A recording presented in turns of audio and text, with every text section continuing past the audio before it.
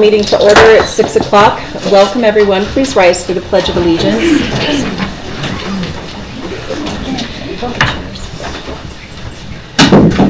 I pledge allegiance to the flag of the United States of America and to the republic for which it stands, one nation, under God, indivisible, with liberty and justice for all.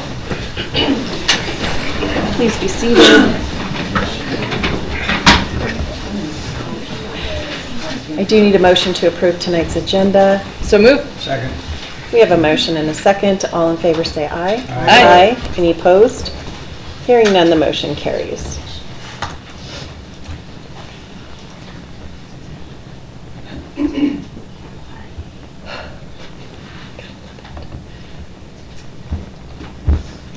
Having a little technical difficulty, I apologize. That was good. Now I'm not.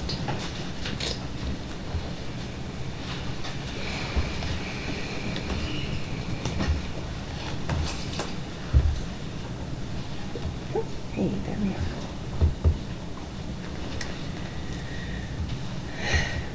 Alrighty, so moving on to announcements.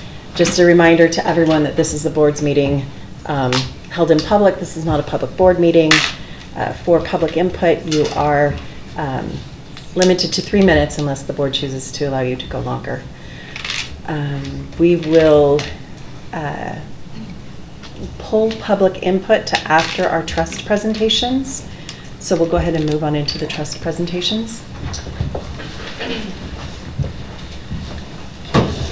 Good evening to the Board of Trustees, Superintendent Taylor. My name is Tiffany Melton and I'm the proud principal at Twin Lakes Elementary. I am excited to introduce 6 students who are examples of the high caliber of learners that we have at Twin Lakes Elementary and their alignment to the district's mission of trust. Here's what their teachers had to say about them, starting with our wonderful little kindergartner, Diego Porter. Diego is a smart, hardworking student who consistently demonstrates the values of trust in our kindergarten classroom. He shows respect by listening carefully, following directions, and treating others with kindness. He supports his classmates by offering help and always doing what is expected of him, which sets a great example. As a new kindergarten student, he is able to work independently or in a group. He always puts forth his best effort. He makes great choices, works hard with others, and always tries his best, which helps our classroom be a great place to learn and grow. He is a positive example in our school community. Mr. Diego.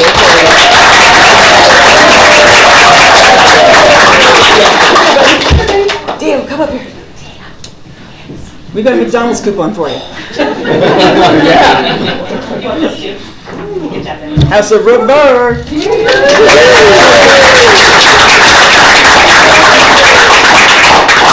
And from first grade, we have Mr. Cody Prentz, who consistently shows reliability.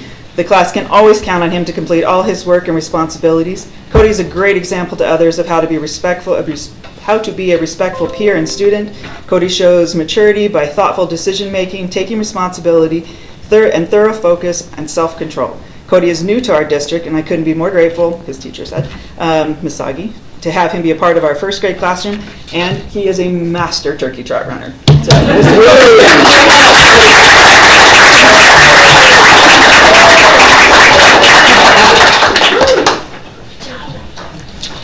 from our second grade group, we have Amelia Hawthorne, who is a remarkable student in second grade, known throughout her classroom not just for her bright smile, but her outstanding character. With an innate sense of high morals, Amelia can be always counted on to do the right thing, demonstrating a genuine honesty and trustworthiness that makes her a role model for her peers. Her great work ethic is evident in everything she tackles, as she consistently goes above and beyond with her classwork, often adding thoughtful details or extra effort and exceeds expectations.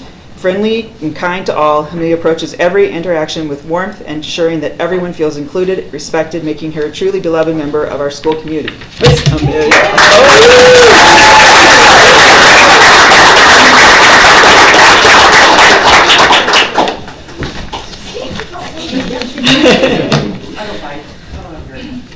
Moving on to third grade, we have Miss B. Lampert. Her actions make her a powerful illustration of the trust theme. Her consistent and high-quality work combined with her reliability builds confidence with those around her. By treating everyone in the classroom and the school with respect, she has positive influence on her classmates, teaching them through her example of how to interact with others. Ms. E. Lampert.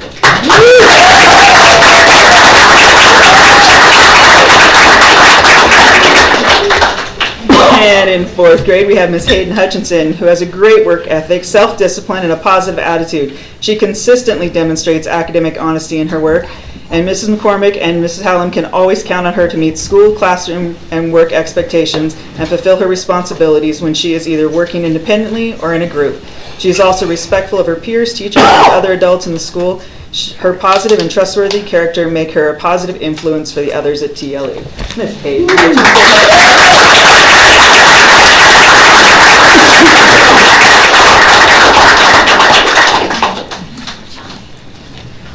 And finally, our 5th grade, Mr. Owen Siegel, has an unwavering integrity and reliability. He consistently demonstrates academic honesty in his work and can be counted on to meet deadlines and fulfill his responsibilities, whether working alone or in a group. This dependability extends beyond academics. He is accountable for his actions, respectful of others, and acts with maturity that earns him the trust of both his peers and teachers. Ultimately, his combination of strong moral character and conscientiousness makes him a valued and positive influence within the 5th grade classroom and our school. Mr. Owen Siegel.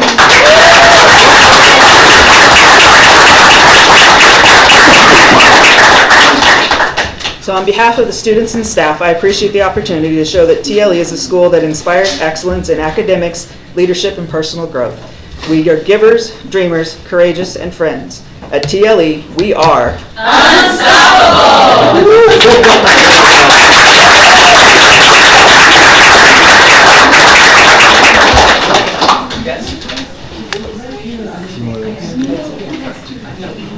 You're all welcome to stay or leave if you would like. I know you're going to stay. All of you guys come with me real quick.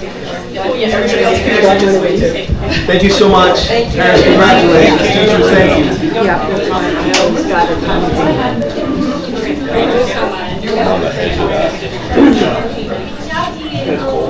Oh, yeah.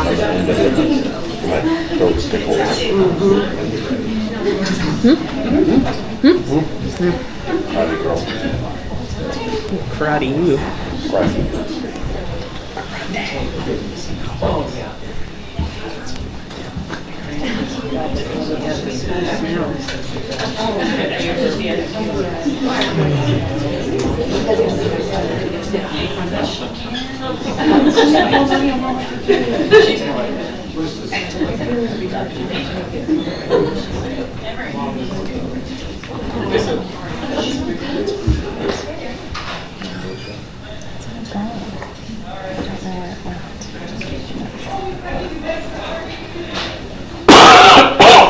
Okay, so we will continue on. We will move back up to public input.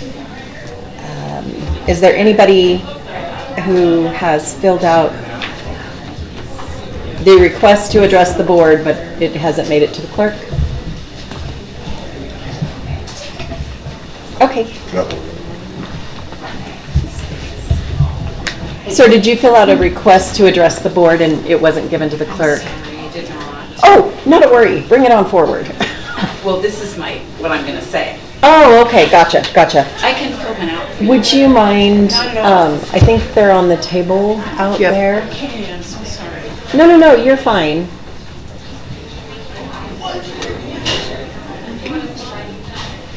Okay, the first person we'll hear from tonight is Mark Fisher regarding science curriculum suggestions.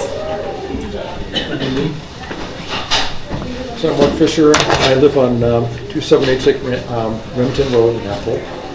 And I've got comments concerning teaching Darwinian evolution in the school district here. Okay, so Darwinian evolution has been taught in U.S. schools since 1870, despite it being only a theory. Over the last 150 years, there have been many scientific discoveries that call into question Darwin's theory that small random changes over long periods of time have led to all the various life forms that we see today. Darwin needed an old Earth and millions of years for his theory to be even remotely possible. However, there is much scientific evidence that points to a young Earth. For example, in 2012, a microbiologist named Kevin Anderson, PhD, unearthed a Triceratops dinosaur horn in Hell's Canyon, Montana. Upon microscopic examination, he discovered evidence of cells, tissues, and collagen Okay, these elements are known to break down within 5,000 years. And yet, evolutionists tell us that dinosaurs disappeared from the Earth 66 million years ago. So something's wrong with the dating system there. Evolutionists cannot explain the presence of these young dinosaur bones, perhaps because the evidence does not fit into their old Earth paradigm. Nobel Prize winner Dr. Linus Pauling stated that science should be the search for the truth wherever it leads. The dating of the Earth, discovery of these young bones and the dating of the Earth should be incorporated into the science curriculum, even if it challenges Darwin's theory. So the foundation of Darwin's theory is based, and maybe you guys know this, is based on the concept that one species could give rise to an entirely new and different species through random mutations and natural selection. For example, a fish changing into an amphibian changing into a reptile can change into a bird. That's what evolutionists believe. However, there's no fossil record showing the proof that one species could change into an entirely new and different species. No evidence of a change of kind in the fossil record. And this has never been observed or quantified in the real world, should not be taught in public schools. Well, Darwin teaches this, and I think it's really not according to the science that this is being taught. Mount St. Helens erupted in 1980. Rock samples from the newly formed lava dome were taken and analyzed by several labs in 1986. So 6 years later, they went up to the mountain. They took rock samples. Results were astonishing. The labs dated the rocks from 340,000 years old to 2.8 million years old, even though the rocks were formed just 6 years prior to being tested. Again, the solid evidence that a young Earth and calls into question the validity of Darwin's theory and our current dating systems. If we are to encourage students to be deep critical thinkers, as stated in the Idaho Content Standards, they must be taught the entire body of knowledge. Let me say one more. I would like you to continue. Must be the entire body of knowledge and latest scientific discoveries regarding Darwin's theory, including where his theory breaks down. This would include empirical evidence that shows the Earth is very young, and empirical evidence that the fossil record is in direct contradiction to Darwin's theory.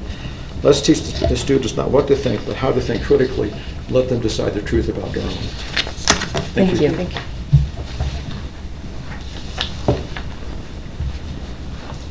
Did he leave a copy for the board? Okay.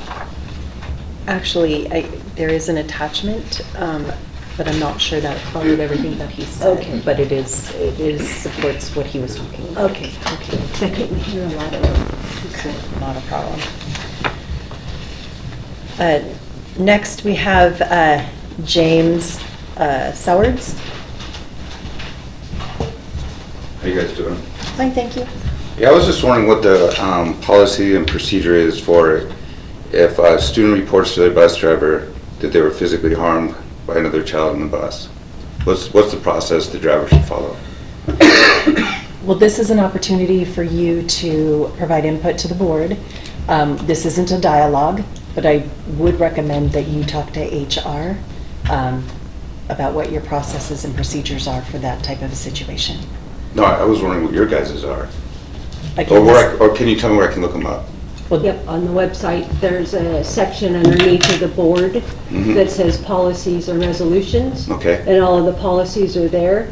I would suggest if you've already talked to the bus driver, maybe go to the superintendent. Yes. And he can help you. He wasn't able to clarify really for me. Okay, well, you can always send the board an email. Okay. Yep. And what policy would I look under? I'm not exactly sure at the moment, but you can go look on our website under the policies. There's tons of them. Is there someone that would know, like, I don't think. 3,000 series probably, Yeah, it's student section. students. You have my number, you can call me, I swear I'll work with you on it. no, I know we've spoken. I asked you the same question several times. All right, thank you then. Yeah. thank you.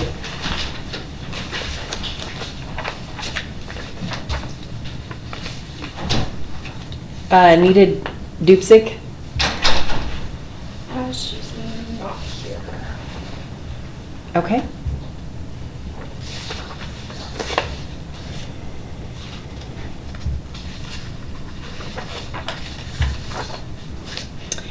and Judy Fujimoto.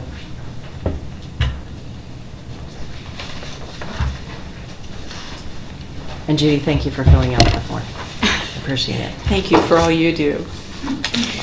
Lakewood School District Superintendent Rusty Taylor failed to include our elected Board of Trustees and has independently made the decision to deny a Lakeland High School student's request to start a student-sponsored Club America, also known as Turning Point USA, a 501c3 nonprofit organization, which means it's legally nonpartisan. It does not officially endorse or represent any candidate or party.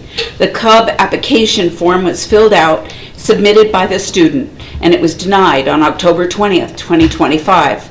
Rusty used Wikipedia as a source for defining Club America. He states that he was aware that Wikipedia is not always the most authoritative source, but stops short of admitting systematic bias.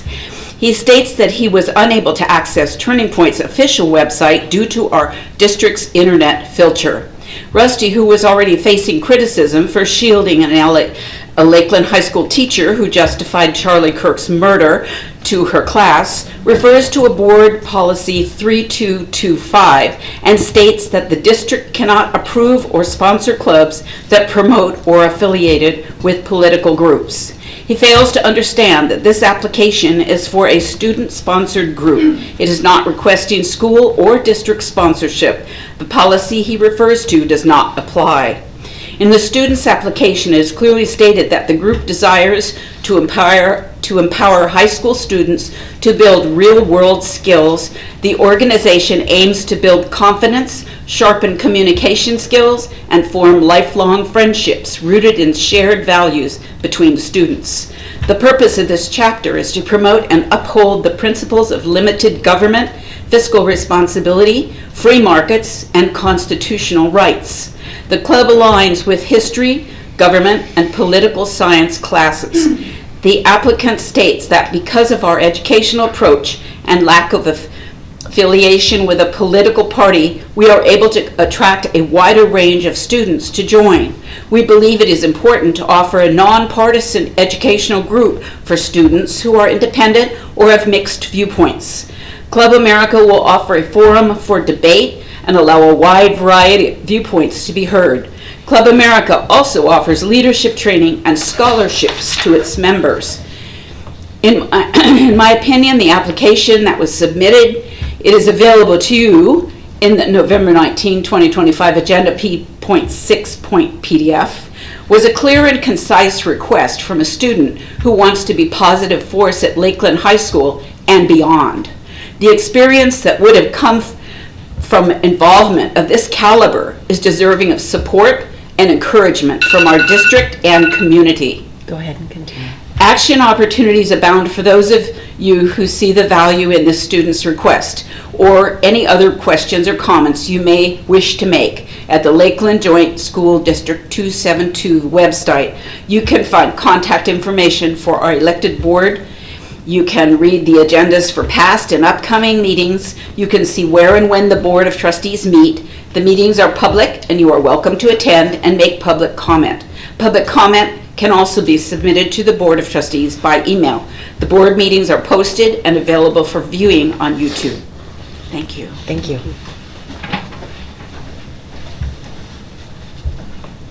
Is there anybody else for public comment that did not have a chance to fill out a form and present it to the clerk? Okay, we'll move on to the reports section.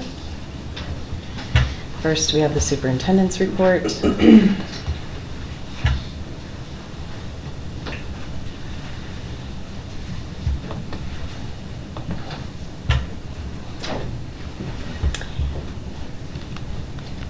I do have a question on Yes, ma'am. your report with respect to the PST meeting updates. Yes, ma'am. So is my understanding the PST team is supposed to discuss issues that are arising this current year, correct? It is, yes, ma'am. That's one of the areas that we do discuss. Okay, you have the coach's pay schedule on here. Is that an issue this year? It was, so the association brought up the coach's pay, and it was discussed. And then from when I was here, when the negotiated agreement was initially approved, there was conversations with the board and the coach's salary that we were concerned about. So what I did is I said, because part of the PST team is to get in front of this, is I gave them last year's kind of recommendation proposal, and I basically, it was a work session more than anything. I said, here you go, and the next PST team, we'd like to come together and see if we can kind of prepare for how we'd like to present it at the IBB. So that's what we did. So again, my question was, is there a problem with the coaching staff salary for this year? The concern, no, not at this point. Okay, thank you. But again, part of the PST is to, once we've addressed this year's needs, that we can start moving forward and planning for IBB for this year with no decisions made, just planning, that's it. And that's what we're doing. Yet the board has not addressed or discussed any type of direction, modification, whatnot for the coaches' pay. It was a concern with the board when you initially negotiated, when you approved the negotiated agreement, that's all. And again, if I'm off base, I apologize. That's not what the intent was. We were just trying to get in front of it. We're trying to have conversations about it, that's all. Okay. Does anyone have any other questions on the superintendent report? Nope. Okay. Moving on to the assistant superintendent report.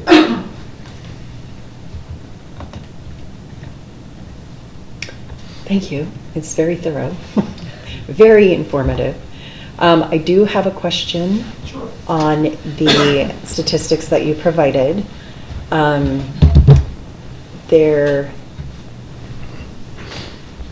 wait, maybe it's not that one. Hold on, let me pull it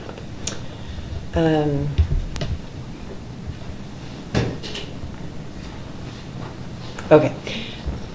Some of the reports that you provided, they have a fall at and a fall near. Those two percentages do not equal 100%. So the group that's not in there, where are they? More than one grade level below. Okay, Right. okay. Yeah, so, and I'm so glad that you asked. Excuse me, Jake Massey, Assistant Superintendent. Thank you. The reason why I changed the report away from the format that you typically see it is I feel like it's important for the board to know that whenever we look at our fall numbers, we see low percentages. We see that students are scoring on their standardized tests at 6%, 10%, 15%.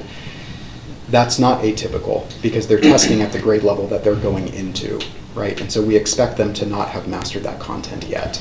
And so that's why I included the scores that are one grade level below or near the standard, because that's really the group that we see is benefiting from our instruction and is on track to benefit from our instruction this year.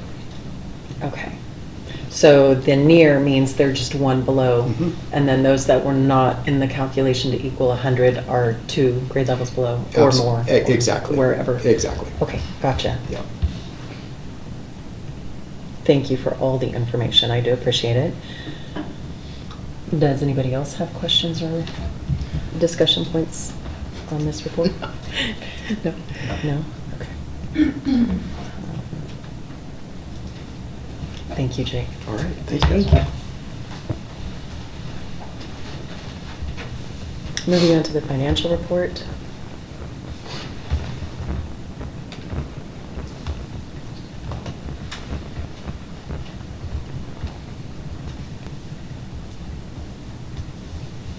First, I do want to thank you for providing on the transportation routes, but I'd like to ask the clerk to make it a discussion item for the next board meeting, just because we didn't have the ones, not all the pieces were there, which is understandable, so it's kind of hard to flip back and forth between meetings to figure anything, so it would be great if we can have it at the next board meeting, both current and last, so we can kind of get a comparison for what we've lost, what our routes are running, etc.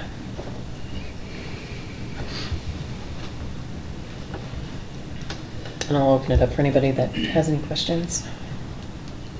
I don't have any, but congratulations on being able to hire 2 bus drivers. Yes, that is So awesome. we can get the other routes done, that's great.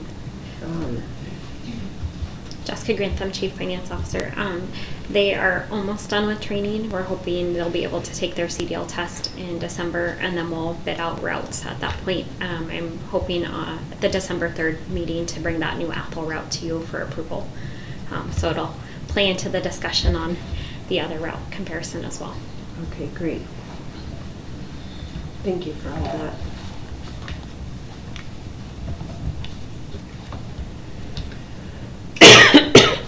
I don't have any other questions.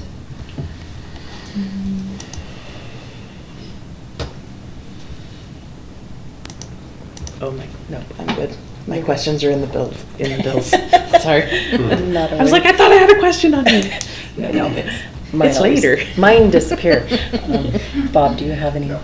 No? Okay. Thank you very Thank much. you. Thank you.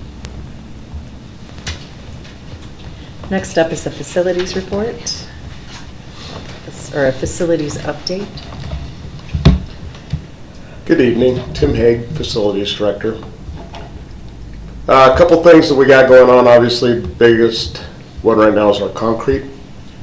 And just this evening I met with WM Welch, who's our general contractor, and they brought forth a new concrete contractor, somebody that actually can get the work done correctly.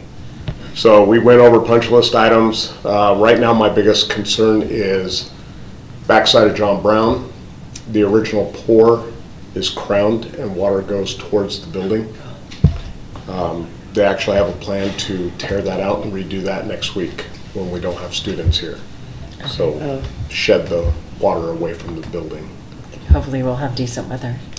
Well, the good news is with no students here, we can blanket it with concrete blankets and it should cure in time for school to come back. So that won't be an issue. And it's just one little walkway, but it felt that it was the biggest concern that we need to address now. Okay. The other one I have is at Garwood, where it's an inverted ADA ramp. So it creates a V and water pools in the middle of the V, and it's going to be a hazard. So those are the 2 areas I'm having them take care of right now. How are we paying for this? Currently, we are on hold on making any future payments. WM Welch has made it very clear that they realize that the fault of the work was on the subcontractor, and they are doing their best to make it right. We still have about $150,000 left on the contract left to be paid that we're withholding until the punch list is complete. Plus retention. We do have a payment and performance bond. They have been put on notice. We have followed the appropriate legal steps. So we're allowing them to make it right at this point. Okay. And part of that was bringing on a new subcontractor. Okay. So, So frustrating. I'm sorry? That includes retention, yes. Oh, it does? Yeah, Okay. yeah, That includes, yeah. it was 110 plus 40, I Yeah, think is so what it was. it includes the retention on it, but they are aware that we're not making any additional payments until Correct. the punch list is complete. So when they do this repair out here, we're not paying for it. Good. Good. Yeah. Those are, I can't think, Kevin and Molly. Architects West. Architects West has done an extensive punch list with pictures. Should have been included in your packet as well. It was. Molly has been instrumental on this with the actual bringing the punch list to meet the specs that were given to the contractor in the beginning of the project. So they are holding them to the standard as well as the district.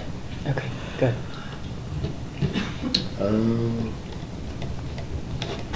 Other than that, typical month for us, 187 work orders that were completed in the month of October, which is quite a bit. As you know, we only have about 10 people that are on the ground working, but they've been doing really well.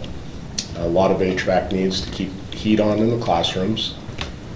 They're wrapping up the last of the grounds getting all the sprinklers blown out, and making sure that I've got 2 guys right now that are going around the district and limbing trees and things of that nature that have dead branches, things that can create a hazard around entrances, and trimming up tree lines, fence lines, and in front of the buildings. We actually did go and treat the softball and baseball fields at both schools, and that's going to help that penetrate into the ground so we get less of a weed growth next year. It's a creeping grass that's been pretty persistent at both schools, so we're trying to get ahead of that now. With the new concrete, we're not going to use the traditional ice melt, because traditional ice melt on new concrete will spall it, and we don't want to give them a warranty claim to get rid of our warranty. So we did get 50-gallon plastic barrels we're filling with sand. Okay. And there's one right here, but we've got them strategically placed with the new concrete so that they will have some traction. And I'm actually looking at a new ice melt now. I sent it to you. I saw. That just spending money. It's actually environmental safe, pet safe, kid safe, and concrete safe. Concrete safe. So we're looking at getting a few bags of that as well. Plus, we're utilizing, sounds weird, but we're utilizing some of the leftover rubbing alcohol that was given to us during COVID, mixing with water and dish soap as a pre-treatment to certain areas. Okay. That is supposed to really help keep the ice down. Okay. Typical stuff, we have HVAC issues, just keeping things up and running right now. The Department of Professional licenses. Professional license, thank you. You knew where I was going. He just finished his inspection. I think the inspection reports just came to me Monday or Tuesday, so they will be in next month's packet. So you will see those. Nothing major came up on those, so it was actually a really good visit with him, and he felt really bad about last year's. So he jumped on this right away to get these over to you guys. The gas issue, if you haven't heard, there was a constant smell of gas up at Timberlake High. Yeah. And it was a combination of several things. One is we have a boiler up there that tends to, it fires in a progression, and sometimes the gas gets before the flame, and then it gets sucked into the air intake, and just a little bit of gas, it smells really bad. It goes a long way. So we were able to work on that system, and then while doing that, we found a water heater that was bypassing one of the check valves. It was just a minor little leak, but again, a little bit goes a long ways. But the guys were able to find that, and they got that fixed. So I actually got a call from the principal up there the other day, and he said that things smell a lot better. Well, that's good. He was very happy. I put this on there because I thought it was a great thing. We have vacuums that are old that you can't get parts for anymore. They're industrial size, industrial strength vacuums, and the base plate that goes across the bottom is aluminum, and you can't get replacement parts for them at all. And when you hit certain thresholds, it can bend the aluminum, break it. One of our new guys is very talented and was able to take one of the old ones and actually weld it back together and fill in the missing pieces, which aluminum welding is a talent. Yeah. And he did a great job. I saw the product when he was done. It looked like we just bought it. So actually saved us a ton of money. Vacuums, they get expensive. And then things we have going in the works right now, the new boiler is at Twin Lakes right now. They're working on installing it. So we should have a new boiler fired up and running by the time Thanksgiving vacation's over. So they've been working on that pretty hard. Timberlake High School, pump compressor went out in the library. Just a lot of little compressors, 550 HVAC units in the school. Little things go out in them all the time. So that's where we spent most of our 187 work orders. Okay. And then modernization funds, the specs are almost complete. Jessica and I meet with Architects West every single week. We go over current specs, any additions, deletions that we need to do. We've got plans that we're going to walk through the middle school and finalize where the new wall units are going to go for the HVAC systems. essentially place them in the classroom. We'll work with Laura on that. And then I attached a copy of our workflow from FMX. Kind of gives you an idea of the work orders that we've been working on and little descriptions of each. All right. Well, thank you for all the work that you've been doing. I'm just curious, that state inspection report that went missing, did that go missing on our end, on their end? No. Like, where do we? So the state inspector, I think that's Rick. Does that sound right? He went out for surgery, and someone was very kind and cleaned up his desk for him before Including all he his input notes. the notes into the computer to print out a report. So while he was out on leave, his notes disappeared. So the inspections were never entered into the system. So that was the state. Somebody at the state threw his notes away. And he couldn't recreate it. So that's why he said, I will get this done for you right now. They were very Okay. kind. Well, that's good. Yeah. There's no ramifications for not having last year's, is there? Okay. It's not our error. No, and it's the same inspector, so Okay. that helps. Oh, don't. Tim, I'm sure you probably know or have thought about the fact if you use sand at the entryways, you'll pay for it a little bit on the interior floors. True. And that's why we're looking at using some of that rubbing alcohol we have for that area. Anything that's a better substitute. I agree. And sand, I think, is more for Traction. yeah, exactly. I But you're absolutely understand right why- that. I understand why you're doing it, but we've done that a little bit in the past, and you notice it on your interior floors right away. Yeah. That's a good point. Teach the kids to wipe their feet. Boot scrapers. Yeah, no. All right, thank you. Thank Thank you. you. Thank you. Moving on to the consent agenda, we have the minutes of the previous meeting, minutes of subcommittee meetings to be accepted, the HR items, the bills list. Does anybody have any input on the previous meetings? I do not. No. I do.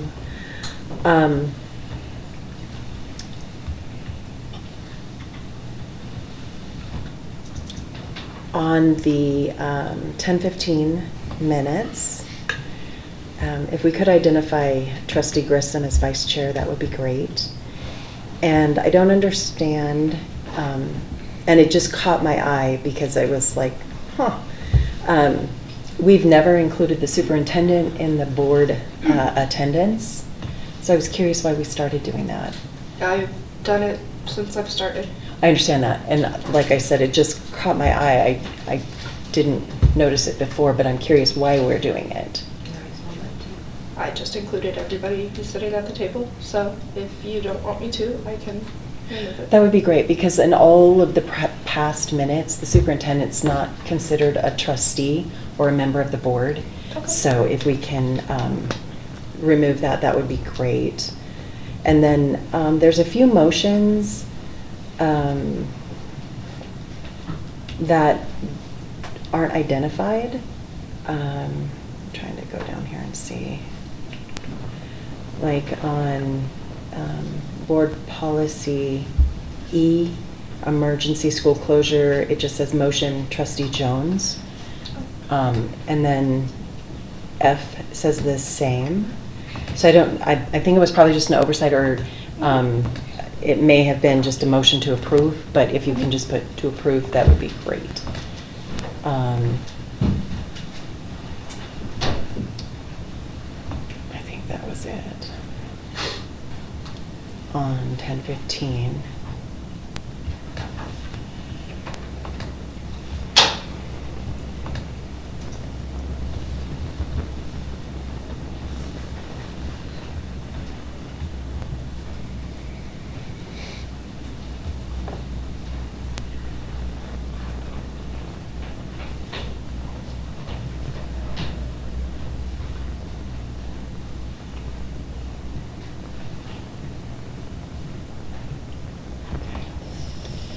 And then we also need on the Subcommittee minutes, there was the one policy committee that I had sent, I don't know, about 3 p.m. saying I wasn't going to be able to attend, but then it was canceled.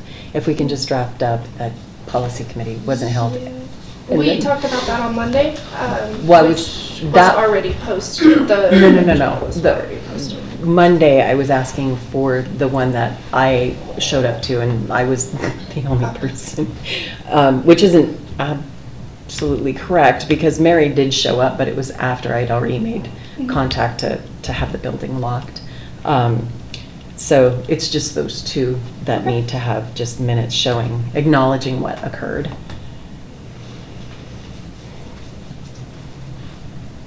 So there's nothing else on minutes for me. Anything on the HR items?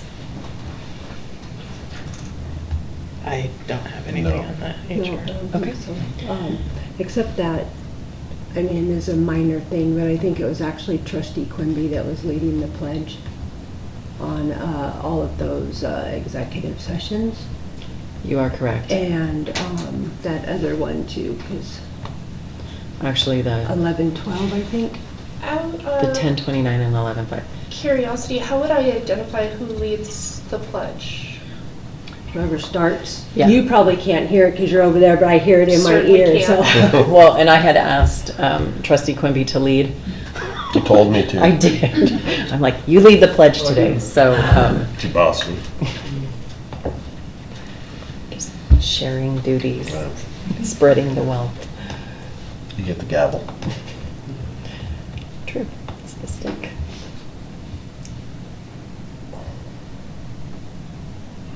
Okay, nothing on the HR items. Anything on the bills list? I do.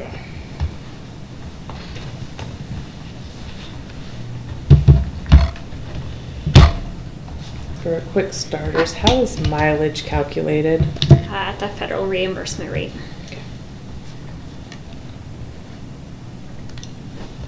Is that? But that's the, no? nope. That's the rate that you're using, but are we going from, like, from their home to wherever they're going? Are they calculating from the school to wherever they're going? Trustee Bean, it is from their work location to Okay. wherever they're going. Okay. Okay. Just wanted to make sure that was. So we're following IRS guidelines.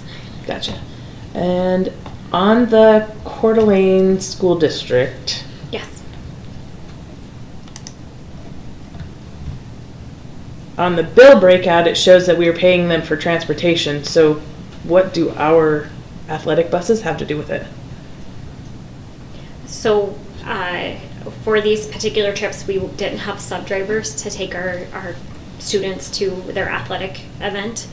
So we contracted with Coeur d'Alene School District for their bus to take our students. Okay, it just says it just says public or professional development. I assume PD is professional development for the training, LHS and THS athletic buses. We didn't. What are we paying them for our athletic buses? It's not. So on the bill breakout, it gives it a little bit more detail. It's just athletic transportation. There's specific trips that we paid them for. So it probably is just miswording between what's on the bill list and what's on the bill breakout. But I can assure you that I signed the contracts for those for Coeur d'Alene to transport our students on our behalf.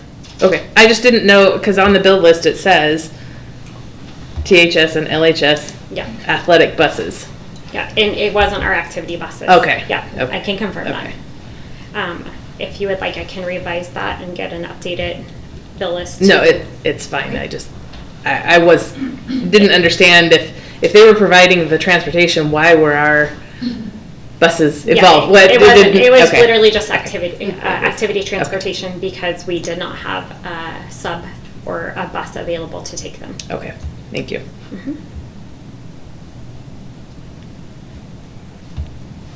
Mhm. Just a quick question. I don't understand, but it says for Betty Kiefer, auction proceeds for walkie-talkie sales, but it's an expense. So we are sending things to auction. Mhm. So they had a set of radios. You'll see it on there for lockers as well. When it goes to auction, we receive proceeds back. Their SBAA paid for those radios. So when we received the funds back for them, we wrote them a check to put into their SBAA account. Okay. So it's essentially a transfer of funds so that it goes back to where they were purchased. Okay. Yeah, I did see the lockers on there as Yeah. well, and I'm like, Yeah. So that's been working great for surplus items. Okay. To be completely honest, it's been a very smooth process. Facilities Director Haig has been doing a great job with getting things cleared out. good. We're paying Architects West a lot of money, I assume for more than one project. How does that get charged out? So it is also on the bill breakout. But right now, the school modernization funds, a lot of the work is that pre-work for all the bid docs for the 3 schools that we're doing this next summer, plus the entrance and exit for Lakeland Middle School. So we have the siding project, which is a holdout from Emmerich. We've had some bills with that, which we're able to take off of what's on that retainage when we pay the bond company, which, knock on wood, I should hopefully have a finalized report on that and be able to close out that project completely next month. And then the professional services on the school modernization funds, those are all the bid docs, the specs, the surveying, and everything that we've had to do for the upcoming projects. We have Lakeland High School getting new exterior doors, HVAC, wiring. Lakeland Middle School is getting new HVAC wiring, and then some additional items for flooring in the rooms that we're removing old units and we have to fix the flooring in there. John Brown's pretty expensive because we're doing the window siding and doors next year. We're also doing some HVAC, actually a serious HVAC Are you doing overhaul. that out of school modernization? All of it, yeah. Yep. So these were all the projects that were approved as part of the budget hearing process this year. We had provided a list of projects that we had worked to identify off of the 10-year plan that we had. And so these are the major projects that we're hoping to, we will have done next summer. Yeah. So you'll have a agenda item later on in the evening tonight related to these projects for an RFQ. So. Thank you. Yep. Is there a reason why the city of Spirit Lakes utilities have gone astronomical? I mean, for 23, or for 24-25, we paid $577 for water and sewer, but for 25-26, we paid $15,309.47. I will look into that and bring that at the next Okay. board meeting. I feel like there was something in there related to the field house, but I'll double check. I don't want to speak out of turn. I would have No, to go that's and look. So I'll be happy Yeah. to bring that at the next board meeting. Okay, because it's consistent across the board. Yeah. And there's no understanding why. Yeah, be happy to look into that. Okay, thank you.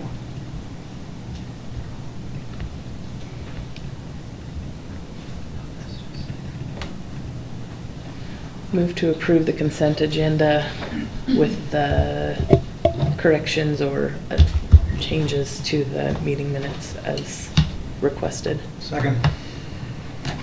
We have a motion and a second. Is there any other questions anybody has? No, I did have a question about the rate of pay for those new hires. Can I just send you an email and ask you like where they're placed on it? Okay, all right, thank you. I don't have any more. I meant to ask that earlier and I spaced it off. Not a worry. All in favor, say aye. Aye. Any opposed? Hearing none, the motion carries. Moving on to the action items, we have the LHS softball tournament. Any conversation, questions, or any concerns? Sending our new activity bus 2,000 miles. Go to Utah? Yeah. Seems, I don't know. I understand that we bought them to save money. But if we wear them out right away. Yeah, that's my concern is, We could have a problem. And I gotcha. And it looks like they're That's a- intending to pay $600 in fuel for the activity van. That's only 30 cents a mile when you consider it's a 2,000 mile round trip. So. Okay. Do we know how, is there anyone that can, I don't think there's anyone here. Okay. Well, it would be good to know how it was calculated, I suppose. And if they feel that, I mean, they're paying for fuel, are they paying for wear and tear on the vehicle as well? I mean, there should be something to consider, I guess. 704 miles each way. So To 1,400. St. George? Oh, you said Salt Lake, didn't you? Huh? Did you say Salt Lake? No. Oh, I thought you said Salt No, Lake. St. George. St. The George. tournament's It's in the St. request, George. it's St. George. Okay. And we need to change since we do have the activity buses, they said no, that they didn't need school bus transportation required. Yeah, So I saw that. we need to, they said no, but then they said they wanted to use the activity bus. So I think we need to reword that number 8 to, 1,000 each way. what is the Explain. intent of how they're traveling? District transportation required. Yeah, Yeah. and which, yellow bus or activity bus There you might go. be a. That'd be good. Yeah, that So, should be corrected. I'm just concerned about that kind of travel on. I gotcha. That's not till March. So I move to table the LHS softball tournament until we have further clarifying information. A second. We have a motion and a second. All in favor say aye. Aye. Any opposed? Hearing none, the motion carries. Moving on to supplemental curriculum.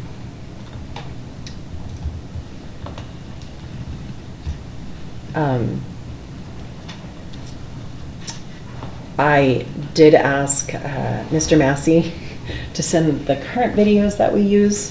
The nurses would like to update. I'm just curious, Mr. Massey, do you know why they want to update them? My understanding is just that they believe these updated videos will facilitate a better or easier conversation. They're very similar in content. If you watch both videos, I did. They're pretty similar. They cover the same things, and the nurses just felt like they would, again, facilitate a little bit better conversation. I felt that, and that, I don't know if everybody else watched all 4 of them, it was like quite interesting. But the old ones seem to be a lot more educational. I mean, using educational language, where the other ones, the new videos seem to be evasive. I don't know if the nurses felt that way, which I'm all for, calling body parts the correct terms, and I'm just really curious why they think that less would prompt more conversation. I don't know. Sure. Well, and to be totally frank with you, I can't speak in a great level of detail to it. Okay. But I'm happy to follow up with the nurses and get a better answer for you. Okay. As it was described in the request, we wouldn't plan on using these videos until next school year anyway, and so Right. we're Yeah, I way love that. ahead of the That's- curve, so that yay. we can have Good. this conversation. So we don't, we're not like, oh, we have to decide now because we're gonna use them next week. We want to be way ahead of the curve on this to respect the board's timeline and answer these questions. And then the other thing that I want to kind of state for the record, if that's okay, is just that we always do a parent opt-in form and share these Right. materials ahead of time, regardless Yep. of what version of the video we use. Okay, So, perfect. And the other, As it sorry, should were you done? I'm done. The other thing I noticed is, I just had it in my brain, somebody correct me if I'm wrong. I think the people you're supposed to talk to in the newer videos start with counselor, teacher, somebody. Yep. I think it left parents out. Did it leave it out, or did it put it at the They end? were the last ones that Okay. a child should turn to if they have questions, but in the first video, it was very, if you've got questions, talk to your mom, and that might be embarrassing, so talk to your dad. I mean, it encouraged Sure, talking yeah. to the family, where the new videos definitely state, if you have questions, you need to talk to your counselor, your teacher, and then maybe a family member. Yeah, family member there. Yeah, a family member. So yeah. I wasn't impressed, but predominantly because they didn't, it was not educational, where the first videos, actually, I was like, wow, you're learning some science and stuff like that, where, Sure. and maybe it's just me, but the old videos, you know, you're not alienating the girls from the boys or the boys from the girls. In the new videos, it's like, that's all you see is the girls, and then all you see is the boys. Kind of like going taboo, which I thought is weird, because everybody's going through a change, so Okay. let's just have a conversation. I mean, I know they don't do it like girls They and boys in definitely the same separate them. classroom. Yes, definitely separate them. But, you know, the boys get a little clue that girls are going through something too, and the Sure. same thing, I think there's a little bit more empathy of transitions for Everybody these already kids knows and there's what they're something going weird through. going on with the other one. Those are both fair Crazies. points. Yeah. And I do really appreciate Trustee Grissom, the comment about going to parents first. That's what we believe, that's what we practice in our Yeah. schools, and so we do want those videos to reflect that too. Yeah. I'll visit with the nurses and clarify and get some more Perfect. information for you. And if this is still something that they feel like is, yes, we still want to go this direction, then I'll be back in Perfect. December. All right, thank you. Thank you. Okay, absolutely. Appreciate that. Is your computer charging? Because mine's, I don't think mine's charging. No, it is Oh, not. mine's not Oh, either. Okay. Maybe I it's didn't not. Power strip is. It says it's on. Oh, yeah. Yeah, mine's not either. Yeah, maybe Is it's it- just- Oh, there it went. Nope, went off. Try it again. Maybe. That power strip just give out. Oh, I'm charging now. Oh, Yep, it just kicked oh, on. maybe it's just clicking Yeah. on when it flips over. Yeah. Okay, Oh, perfect. now it went off. Can we flip it the other way? Turn There's it- another power strip right over by the wall. No, no. There it goes, yeah. Oh, okay. Yeah, I'm going now. Yep, we're We're good. charging. All right, Don't anybody You're not knock it gonna over. move No, I'm going. You're not gonna Look die, at are ya? it, No. breathe on No, it was it. starting to get real dim, and I was like, oh no. Love it when that happens. All right.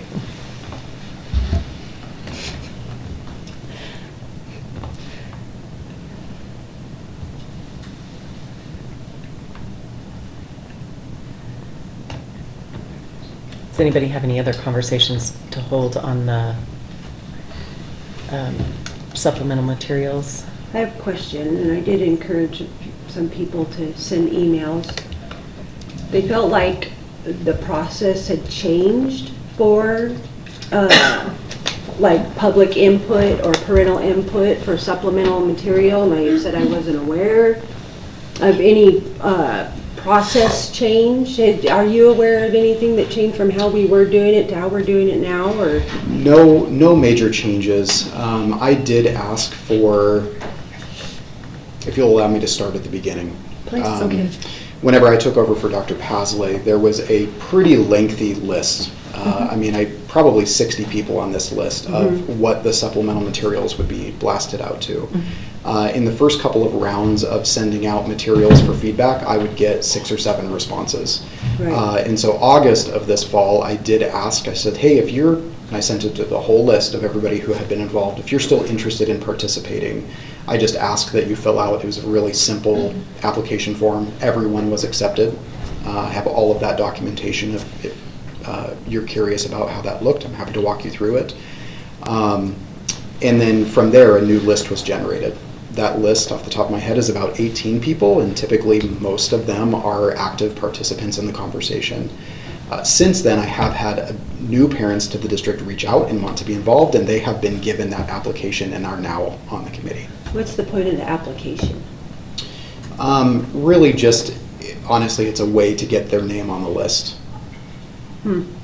Okay, I would prefer, be that this was a board committee, that whether they're actively participating or not, because here's the thing, some have a really big interest. That's one reason we got the list so big in science. Some have, but they might pick up a novel here or there, or if they see that, oh man, that's a big list, they're gonna help out. So I don't know how to, and I don't wanna, we really need to come to the board whenever we're gonna change processes the board set up, because the community then, when they're expecting something or gonna give feedback and they don't feel like they're informed anymore, or they can't give the feedback anymore. So I guess they were right. I wasn't aware there was any change. I don't know how to handle that. Can I add? First of all, thank you Yeah. for letting me know. Mhm. It was not my intent Yeah. by any means to exclude anyone from this process. You know, Mr. Taylor and I have talked about wanting to simplify and clarify things a little bit, and being new to this position, that was just one way that I was attempting to Sure. clean things up. So Sure. I just want to recognize that was Yeah. not intentional. You know, if I can suggest, I would be grateful to know those names Mhm. so that I can add them to the list. Yeah, If you're I asked comfortable. them to send emails, Okay. you know, I asked them, well, did you ask? Well, reach out and ask. Yeah. Send an email. I said, because I wasn't aware, you know, I told them I don't think anything has changed, you know. Yeah. The other thing, well, I'll say that's not your sandbox. Okay, I just want to make sure that the community stays as much involved, and we're not always going to have everybody on the list reply every time. But if they feel like they can reply, I don't want them to be alienated or have to wait to do some I mean, they're the taxpayer, they live in our community, we work at their pleasure, right? These are their buildings, they pay our paychecks. They shouldn't have to jump through any hoop to give feedback when they want to be involved. And the law says that we have to allow these people to give feedback on the curriculum. So I appreciate, I understand what you were doing, because everything, I remember when you guys came, it was like a lot, right? And it was trying to figure out all the yarn spaghetti Sure. pieces. Yeah, we appreciate your understanding. Yeah. Yeah. Yeah, so I get that. Yeah, and I'm happy for the feedback on the application itself too.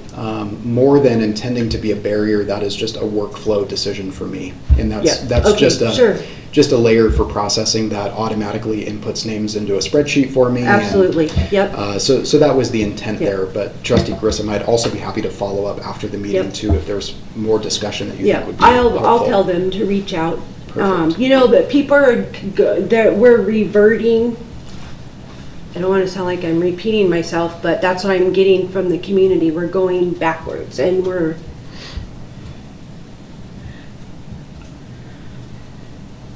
I don't want to say we're losing the community's trust, but they're starting to get fairly concerned. And I know a lot of it's just new things, new changes, all that, so I'm trying to mitigate that and have a little bit of grace that, you know, you're new, blah, blah, blah, all that stuff. But I will ask them to reach out to you guys, that there's an application. Yeah. The application's nothing more than helping you stay your list straight. And I think we used to have something on the website that they filled out anyways. It's still there. Okay. Absolutely. Yeah, I believe with my email as well as the contact for that committee. Okay, all right. So I will let them know that then. Perfect. Okay, Jake, I appreciate it. Yeah, thank you. I don't have any other questions. Alrighty. I will move to approve the supplemental curriculum list with the exception of the videos for the nurses until we have further information on those. Second. We have a motion and a second. All in favor say aye. Aye. Any opposed? Hearing none, the motion carries. Moving on to the accounts payable job description. Hello. Our current accounts payable technician, or specialist, excuse me, is retiring. So we do have the position posted currently, and when we went to post the position, we realized that the job description was fairly old and needed some updates. So this job description was not written with anyone in mind. It really truly was written with the department needs. It aligns with our operations and our requirements, and just kind of outlines exactly what we need that individual to focus on. Okay.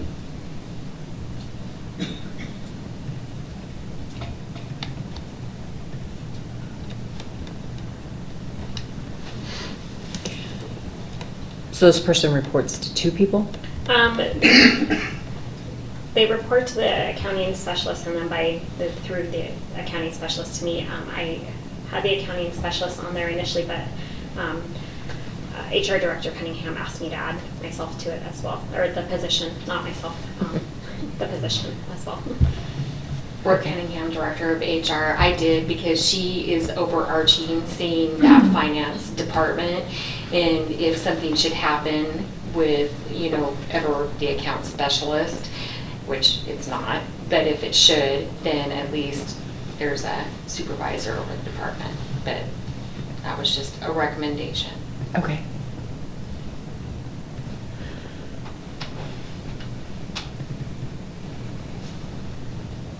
Oh, I see. Confusing myself. Because of the double page numbers? So this, Oh, I'm because the sorry. submittal is 4 pages, but the description's 2. It's fine, I Yeah. figured it out. I'm like, what? I was having a really hard time with this one. Usually I can get the other page numbers Yeah. to the way. This one was not cooperating with me. So I apologize for the double No, numbers. you're fine. I get it now, I see what happened.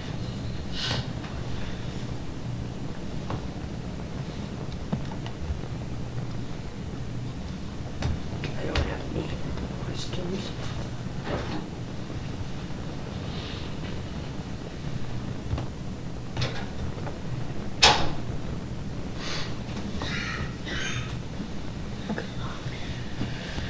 Anybody else have any questions on the job description? No, I just think that the person that is doing the entering vendors into the system or validating the vendors should not be the one paying vendors.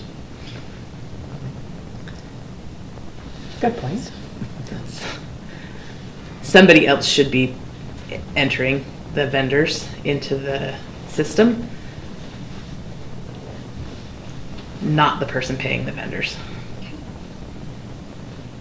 I will make sure that we get that updated.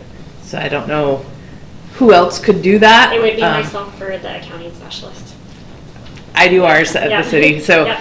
and I don't do accounts payable, so Yep, nope, that's fine. Good point. it helps to make sure Just that have they're entered. Small teams, yep. Yep. Just as a separation of duties. Yep, absolutely. So I can update 10 to read, so essentially they would verify that the vendor was entered correctly, based on, like, just as a double check. 'Cause Sure. I mean, they, the 1099s are run by a different employee. and that's fine. Really, they would be verifying each invoice is entered and that the vendor information on the invoice matches what Okay. is in the system. So I will reword that one to reflect that Okay. change. And then I'll just make sure that I'm entering revenue lines from now on. So are we able to get this approved contingent upon those revisions? Yes, I'll move to approve that. Second.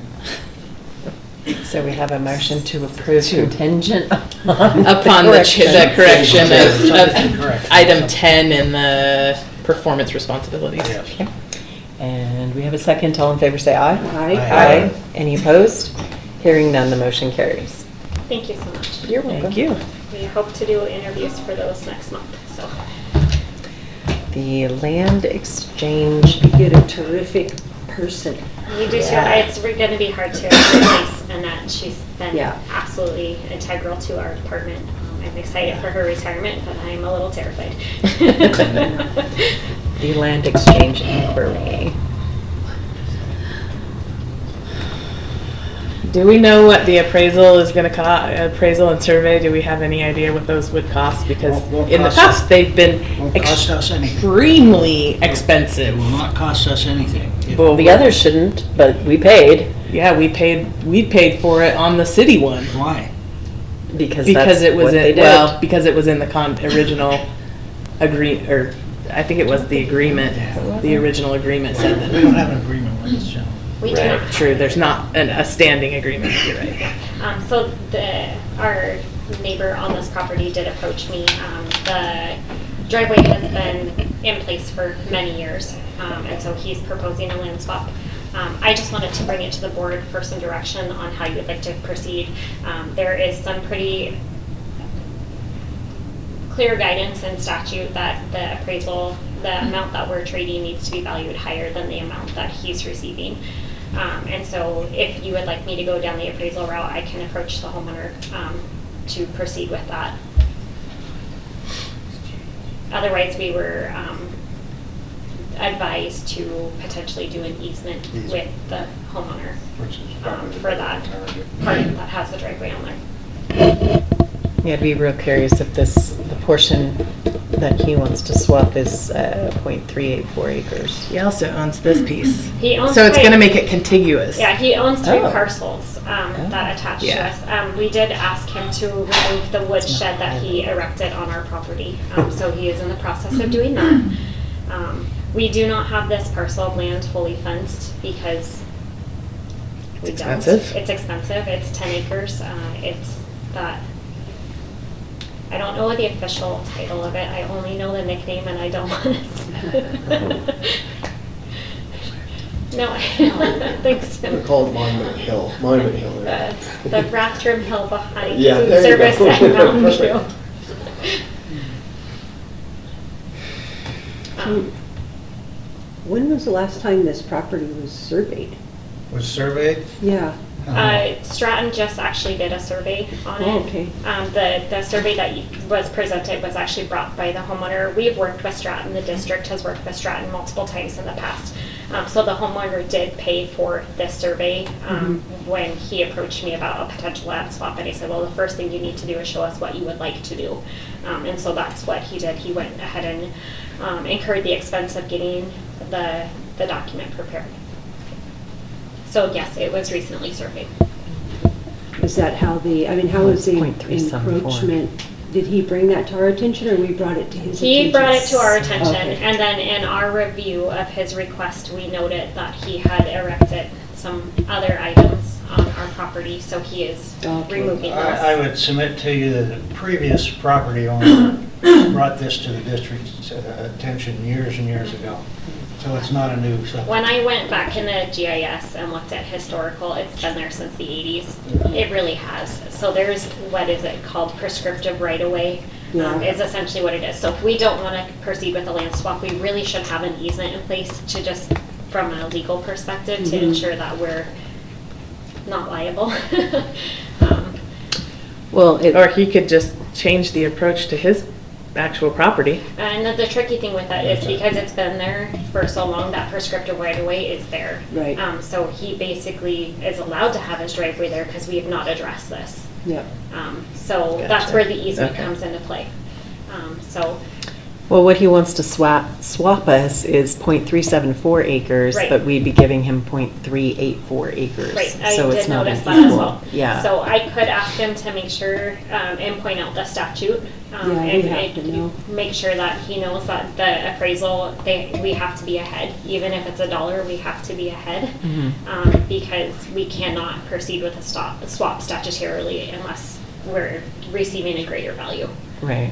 So. And the city owns this other Yep, side. the city does. And this was other the parcel of corner. land that the city wanted to discuss with the board previously. They haven't brought it up again recently, but this was the parcel that they were hoping to maybe swap with us for City Hall. So that they could use it for a hiking trail system. I know the board was not interested in that, and they haven't brought it up again, so. Gee, maybe it'll come up at the joint meeting. Yeah, it should. I mean, that's definitely an agenda item you can bring. Put it on your list, Bob. Come on, Bob.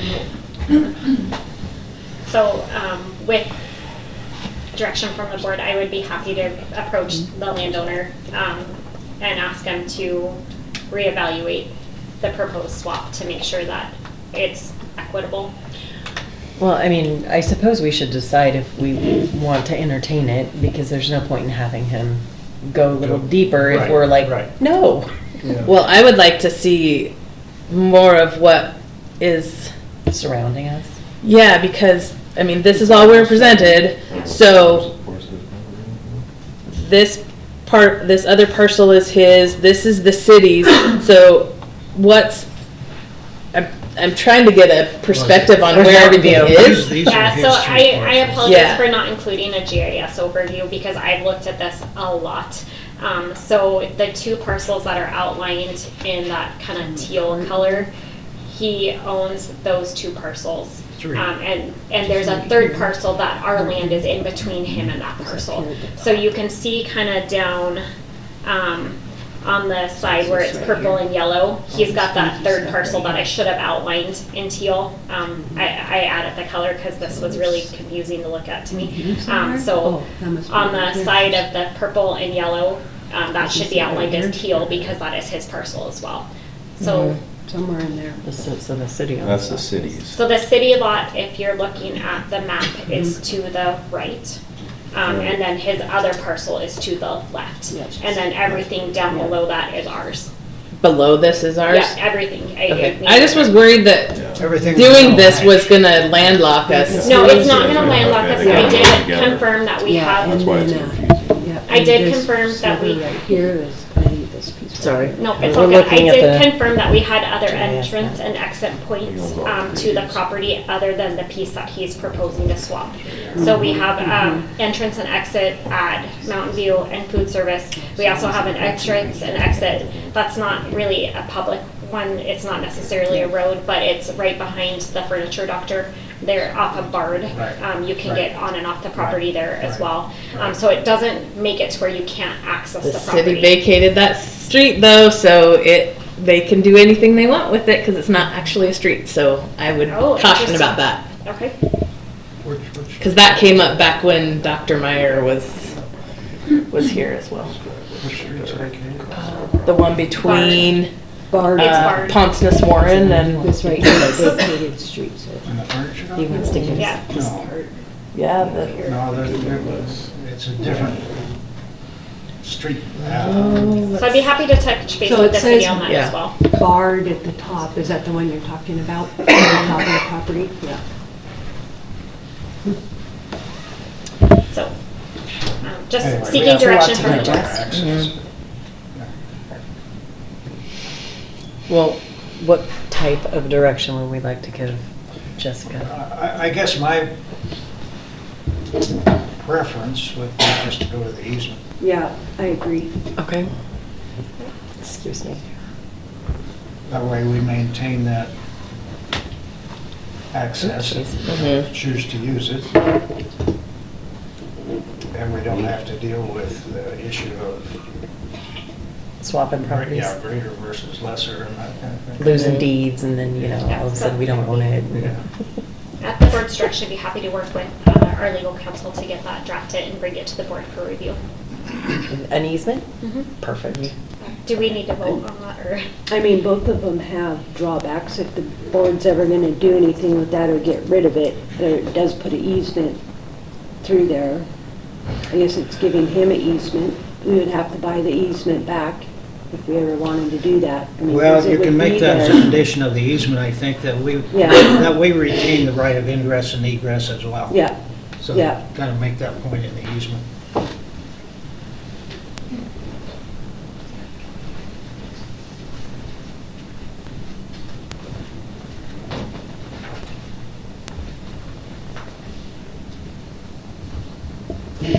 Well, I would move that we table the land exchange inquiry with the direction for the CFO to move forward with language for an easement with legal counsel. Is that good? Second. Okay, we have a motion and a second. All in favor say aye. Aye. Aye. Any opposed? Hearing none, the motion carries. Thank you. You're welcome. Next up, we have budget revision. I'm just gonna stand up here all night. Not a worry. Hope you don't mind.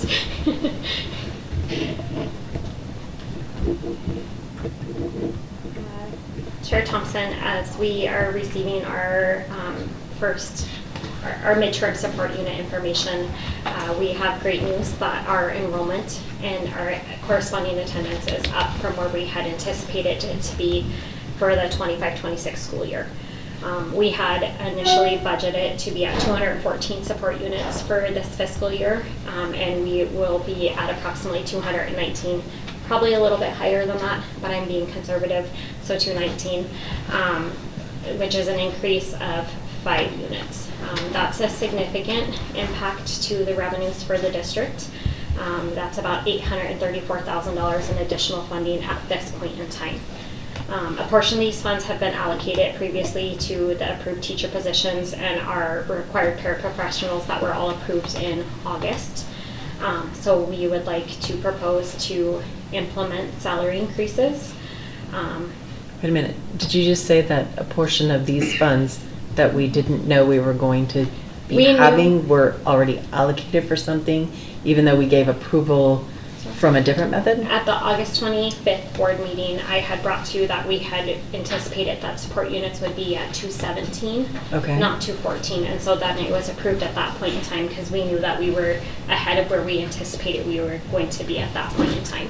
So okay. Yes. We're more ahead than we thought we were going to be ahead Yes. in August. Yes, so that's I thought we had taken money from somewhere else. No. Okay. So with that, when we did the budget hearing back in June, there were a couple things that didn't make it into the budget. And one of those was our social studies adoption. That was approved, and we've gone ahead and ordered it, and it's arrived and being used. The other piece was salary increases or wage increases for our classified administrators and our exempt employees. Our teachers were, they did receive increases through the changes in the career ladder and the salary schedule through negotiated agreement, which a lot of that was driven by the state minimums this last year during the budgeting process. So our ask is that we add a 2% increase to the base for the classified administrator and exempt employee salary schedules. We would like to retro that increase to the beginning of their start of the year, so July, August, or September, depending on when employees started. The idea behind that is we would be able to pay that retro payment with the November payroll if it's approved, and the remainder would be paid over the course of the remainder of their it's not a contract for mostly their agreement, their working time. With the thought process behind that is we didn't want to artificially increase their take-home pay for the remainder of the year and potentially have a decrease at the start of the next year if this is approved. So trying to make sure that it's a little bit more seamless for them so it doesn't feel like we're taking something away down the road. Additionally, I'd like to make sure that we allocate the $58,458 to the line items to cover the actual cost of the district liability insurance. Remember, that came in a little bit higher than we anticipated. Right. So I'd like to make sure we have the appropriate budget amount in that line item for the expense that has already gone out.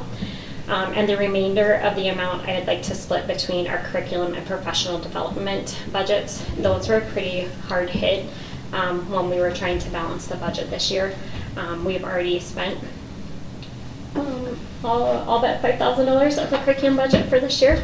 And then we're actually running pretty low on professional development funds as well. So wanting to make sure that we're taking care of classroom needs and also continuing the professional development needs of our staff. Can you explain what moving the base, increasing the base? Yeah.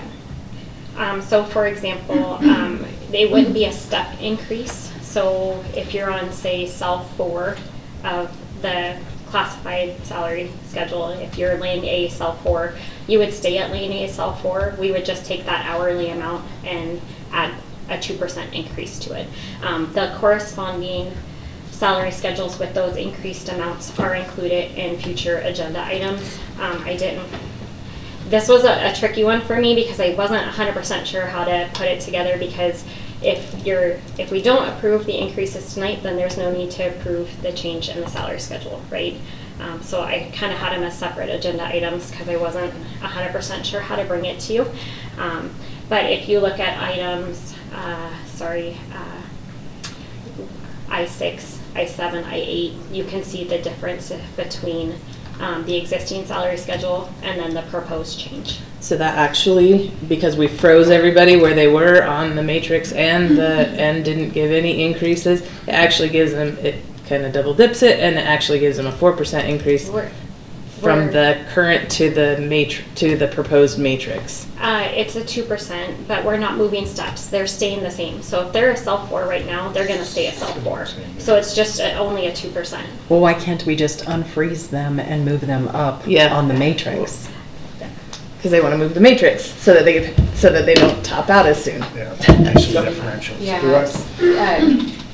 Brooke Cunningham, Director of HR. So one of the ideas behind it is we have a lot of people who for several years have been maxed out on their step, and especially on the administrator salary schedule. We've had some veteran principals that have been maxed out, and this was, you know, just to try to give an increase to everybody. We did increase the certified salary schedule by quite a bit this year. It was over a 5% increase to the base because of having to take away, making the starting pay instead of the $47,477.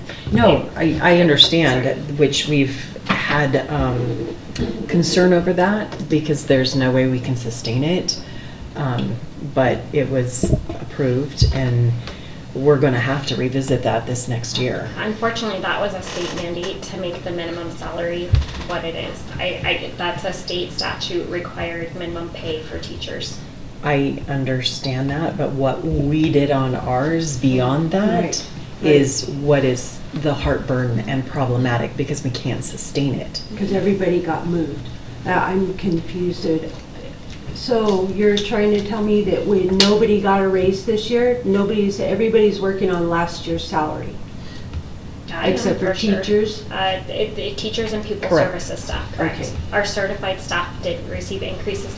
There were some instances where people were frozen because of the career ladder placement. Mm-hmm. So I can't say that every teacher did get an increase, because if they're, say, a P5, but they're making above an AP1 step, then they were frozen until they make that AP career ladder designation. So not every teacher did receive a raise, but there was a pretty hefty shift on that certified schedule.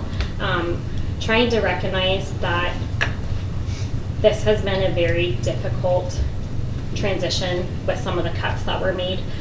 So wanting to make sure employees feel valued, supporting staff retention, providing that, for lack of a better word, equity. Ideally, if we give increases would be across the board. It's kind of an all or nothing approach. The state kind of tied our hands on that this year. What do you mean they tied our hands? You're telling me that the state says we can't give these people a raise, but not these people? So we have to give everybody equally? No. So at the time that the budget was done, Uh-huh. and where we had anticipated support units to be, there was not enough funding in the budget to do everything. However, the state did mandate new minimum salary requirements based on career ladder status. Well, they weren't new. We've known for 5 years they were coming. We just drug our feet on implementing. Right. They weren't new. We all knew they were coming. Right, but the dollar amounts went up this year. Well, but we knew that dollar amount was coming because it was all in the statute. We knew it was a 5-year plan. We didn't know what was going to happen at the end of the 5 years, and then as we got closer, we knew it was going to become that thing. So I understand what you're saying now, but I thought you were trying to say that we could, if we gave one person a raise, we had to give everybody. No, that's not what I was. That's not mandated by the state. Just the changes in the career ladder placement. I think my big concern with moving the base and not just letting everybody take their step in the matrix is that somebody with 7 years experience here in district has 7 years experience, but they're frozen there because they didn't go to 8. Well, they wouldn't move up to 7 because we kept them at 6. Somebody coming from out of district comes in and says, I got 7 years experience. They get to come in at 7, whereas our own staff didn't get to move to 7. So for that reason, I'm out. So with that, the cost difference, if you look at the previous document, if we maintain the existing salary schedule and just do steps, we had estimated that total cost to be $235,289. So would the board consider approving that just doing steps for everybody and retroing those back to. I think steps are more important to people. That's than- what I would, This is a proposal for board consideration. Ultimately, what I would like to see is there is an increase for our classified staff and our administrators and our exempt employees, so that it's on par with the steps that were received by the certified staff. Right, but I think, which I guess just sort of seemed to stand out in what was presented, is that all the people that were new hires this year are getting raises, correct? If we did the 2%, yes, they would receive a raise. Why? Just because it was an increase to the base. It's 100% at the board's discretion. If you want to make a motion to say that we're gonna do steps, but if you were hired for this fiscal year, you maintain where you were placed when you started this year. We can easily deduce that. I think the idea was that the steps, if they were going to come in as a new hire, and the steps are already in place, they would receive the raise, was the idea. Right, because when you increase the base, then we have to increase everybody. But if we go to just steps, if they're new and they started this year, they wouldn't receive a step. Right. Okay. So that's always an option. Because that just doesn't make sense to me why brand new hires would now be getting raises when, I mean, and what struck me was when it was stated, well, the superintendent and assistant superintendent declined a raise. And it's like, but they just signed contracts. Right. We knew what we were hiring them for. Now we're giving them a raise before. I mean, it just and so then it got me to thinking, are we doing that with everyone that took on a brand new position that got hired into a new position? That's just not appropriate. But again, we can do steps and not include new hires. Well, and if we do steps, then we are honoring our matrix that's in the negotiated agreement. These are in the negotiated agreement. Classified is not. None of these schedules are in the negotiated agreement. None of them are. Good. But they were approved at the same time as the negotiated. Yeah. Yes, that is correct. So we would be honoring what we said we were going to pay people anyway. Correct. At which time, we were told that's what made us accept the IBB agreement, because we approved those schedules. Right. So, I mean, it's like double speak. I think we just need to look at our budget and see where we're at. I don't know why we have 800,000. We've spent our fund balance down for other things that we didn't anticipate, or different things happen. I think we need to be a little bit more prudent with the dollars instead of. At this point in time, Chair or Vice Chair Yeah. Grissom, this budget has not been built to eat into fund balance. So these things that we're requesting are within the dollars that we are receiving this year. In fact, with the calculation error that I had at the beginning of the year, that $300,000 actually put us $56,000 adding to fund balance this year. Right, but what is the balance of the fund balance? Are we at 9 million? No, we spent a lot out of it.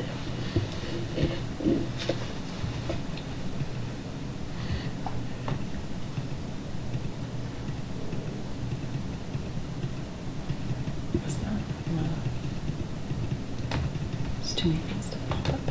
Check.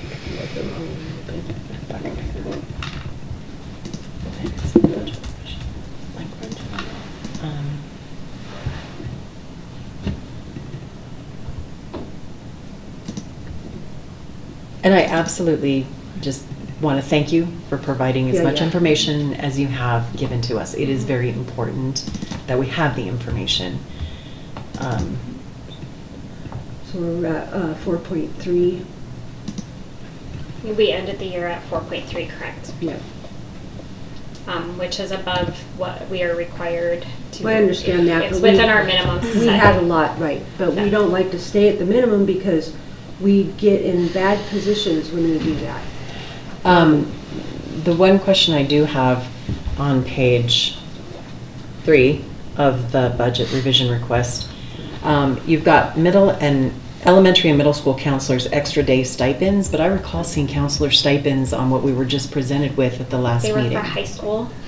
counselors. So the high school counselors received the extra day stipends. Middle school and elementary school counselors did not, and I would have to defer to HR Director Cunningham. I don't believe they worked those days, correct? Or they're flexing. Are you talking the middle school? And elementary. Yeah. You were, Well, I guess I'm just trying to understand why we felt it appropriate to stipend the high school. Well, I mean, I did see some elementary on there that were counselors that got stipends, but I just don't understand. Oops, don't do that.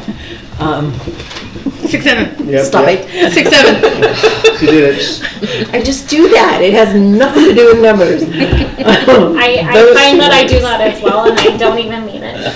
It's okay. I talk with my hands, and it's not. You're weighing out your options. Yeah. Exactly. I just don't understand why we would select and choose who got stipends if they're counselors, and not be inclusive of everybody. My point being, there were counselors on the stipends we just approved. So I don't know that we said, okay, let's approve it for just high school and not everybody, but I could be mistaken. That was how I was asked to build the budget, to include the high school counselor extra days, but to remove the elementary and middle school as part of the levy cuts. Okay. And so this document, page 3, was what I brought to you at the budget hearing on June 11th. Okay. Other items to consider that were not included in the budget. So we did take care of item 1, which was that social studies curriculum adoption. Right. The other items are fairly small in comparison. Right. The Well, there's no counselor days, value. the tricky thing with the counselor days, a lot of those are worked at the beginning of the year. Okay. So that's definitely something we can consider for next fiscal year, next school year, to reinstate if that's what we would like to do, or rework how that looks. Well, no, I mean, here's the thing. If we have these people working the days without compensation, if they're flexing, that's one thing, because they are being compensated. Right, yeah, they're supposed to be flexing. Which is appropriate. So I just, there's no value here of anticipated expense to do those. It's roughly $235,000. I apologize, I didn't calculate that, but it will be roughly along the same guide. We didn't have a ton of changes to the staff from June to now, so it'll be, especially because most of the changes that are from June to now are new hires or new positions that were added. So it will be roughly that $235,000, including the benefits, which are your FICA, PERSI, Medicare, that I have to calculate in because we're required to pay that on wages. So. Okay.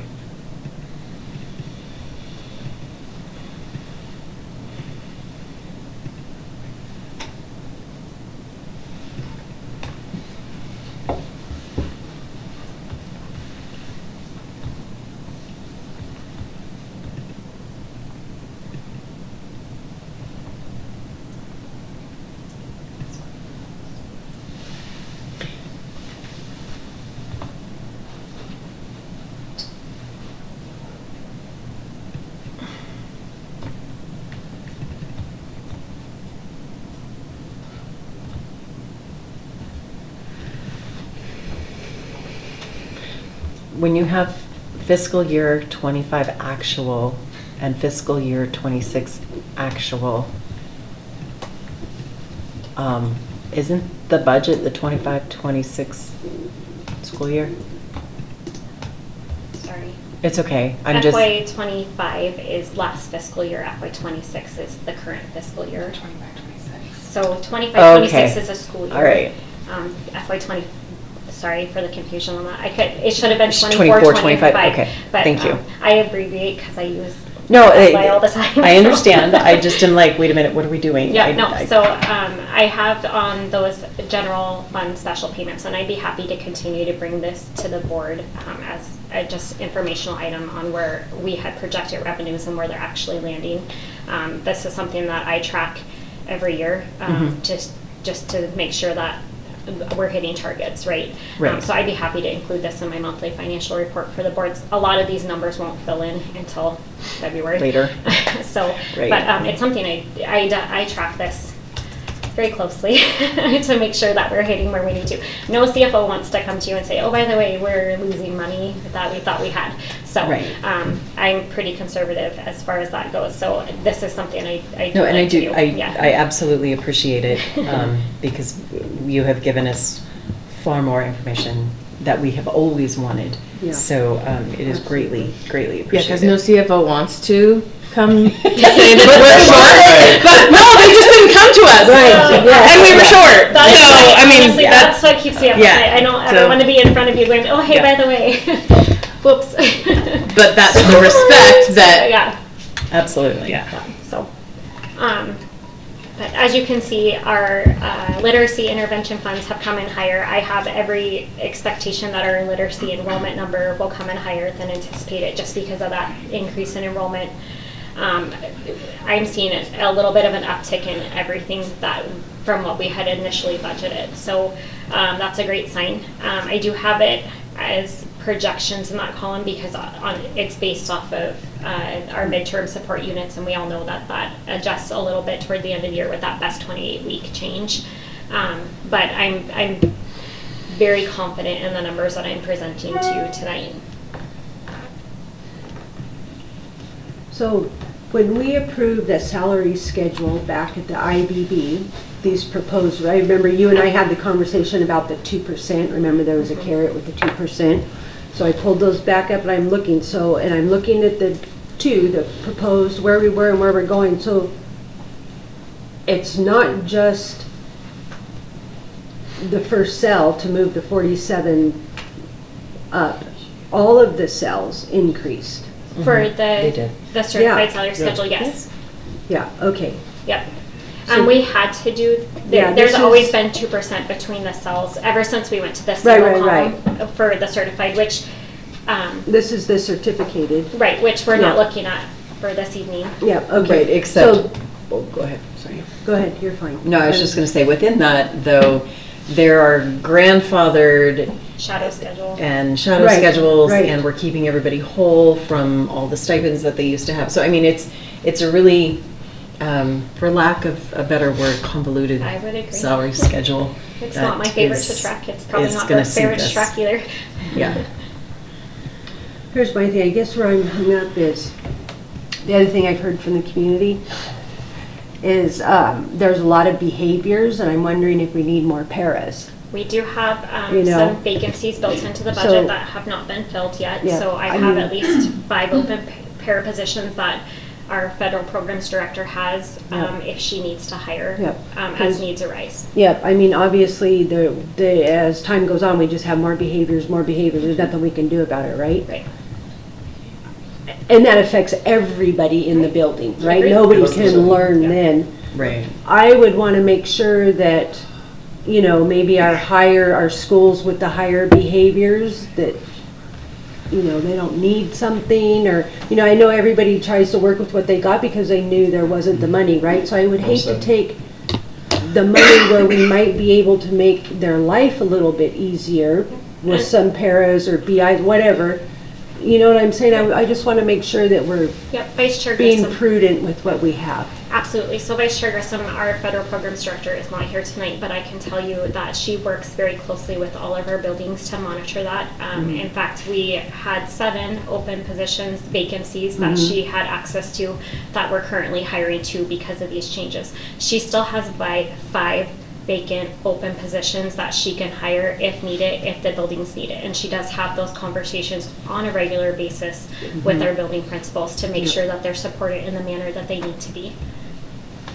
Yeah, I understand that, but you know how it is, when people know the budget's tight, they tend not to ask or to say. Oh, that is one area we definitely, it's one of those, unfortunately, I don't want to say unfortunately, it's special education unfunded mandate, we all know that, but it's one area sort of it is. You're right, it is sort of. It's sort of, to a point. It's not fully funded, I'll put it that way. Right. But we definitely have the resources set aside if the need arises.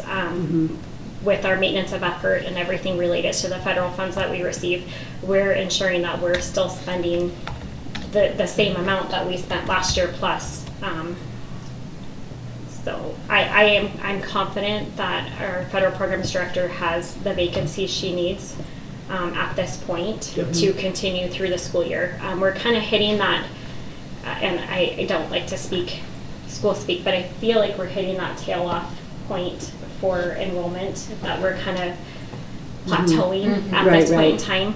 So unless we just get a new family that moves in that needs that assistance, I feel like we're poised to meet that need if it arises. Jessica, can you reconcile something for me? Sure. In your second paragraph, you suggest that we're getting roughly $834,000 in additional funding. Yes. Way down here in the table, under foundation payments, it appears that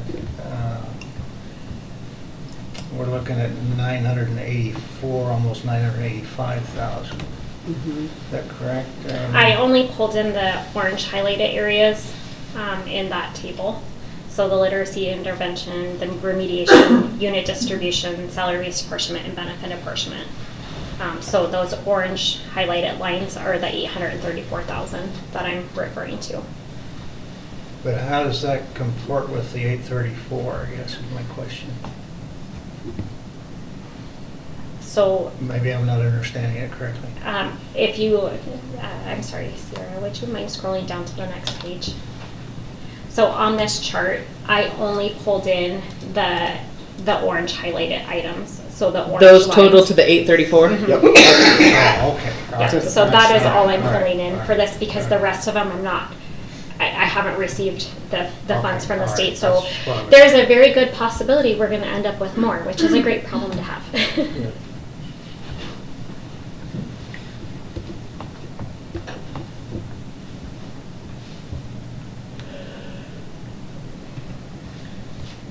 So to go with a 2% schedule increase, it would cost us $490,000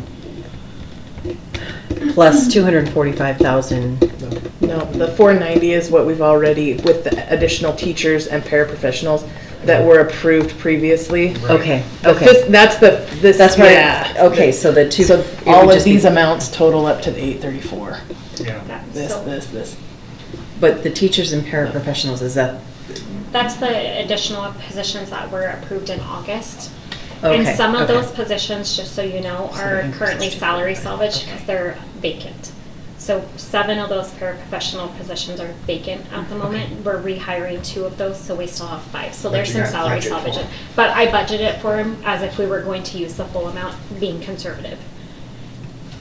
And the difference between a 2% across the board or a 2% cell increase is about 10 grand. So it would either be 2% across the board, which would be the cell increase, so That's that the costs a little. 245. That's the 245, or if we did a step, it would be 235. So it's $10,000. Yeah. So it's only $10,000 difference. Yes. Okay. Give or, I'm confident with that number. We haven't had a lot of changes in that staffing. Okay. The changes that we've had are new staffing that has come on board. That would not be impacted if we just did a step increase. That $10,000, I'm going to surmise, primarily accounts for those who are maxed out. Yes. Yep. Mm-hmm. And we've had some people leave. We did have a couple people leave. And so that adds to some salary salvage. So that's why the number's not as large. When you have people leave and new people come in at a lower rung.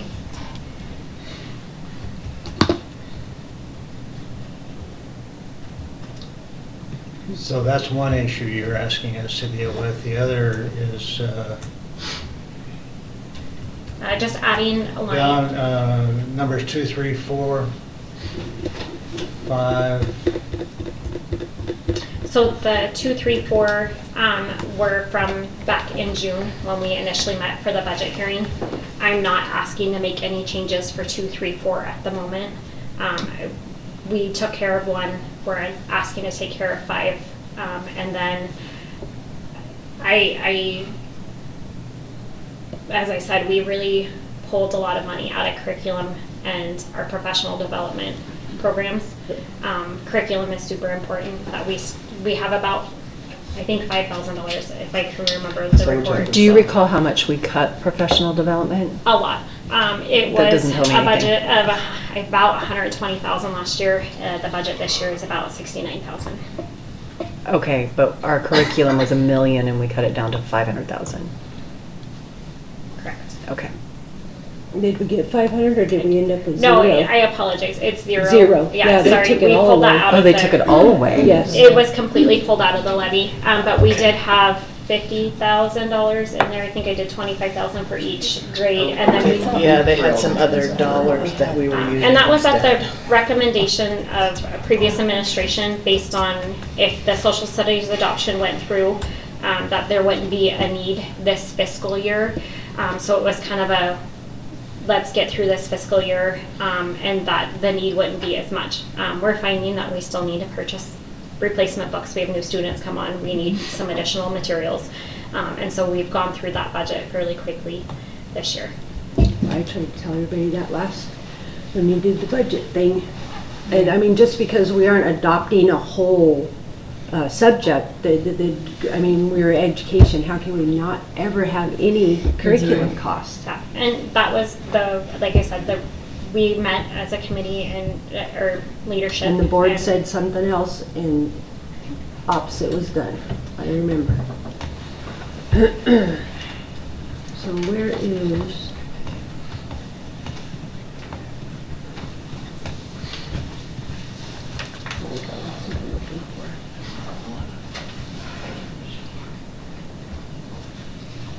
Trying to find the levy info. We're still conversing, Bob.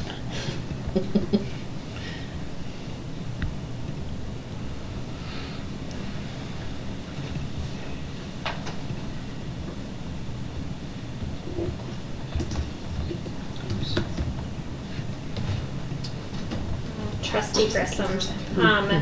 The levy was $2 million for co-curricular and athletics, $827,789 for safety Do you personnel. have that? Is it online on our site? It is on the district financial transparency page.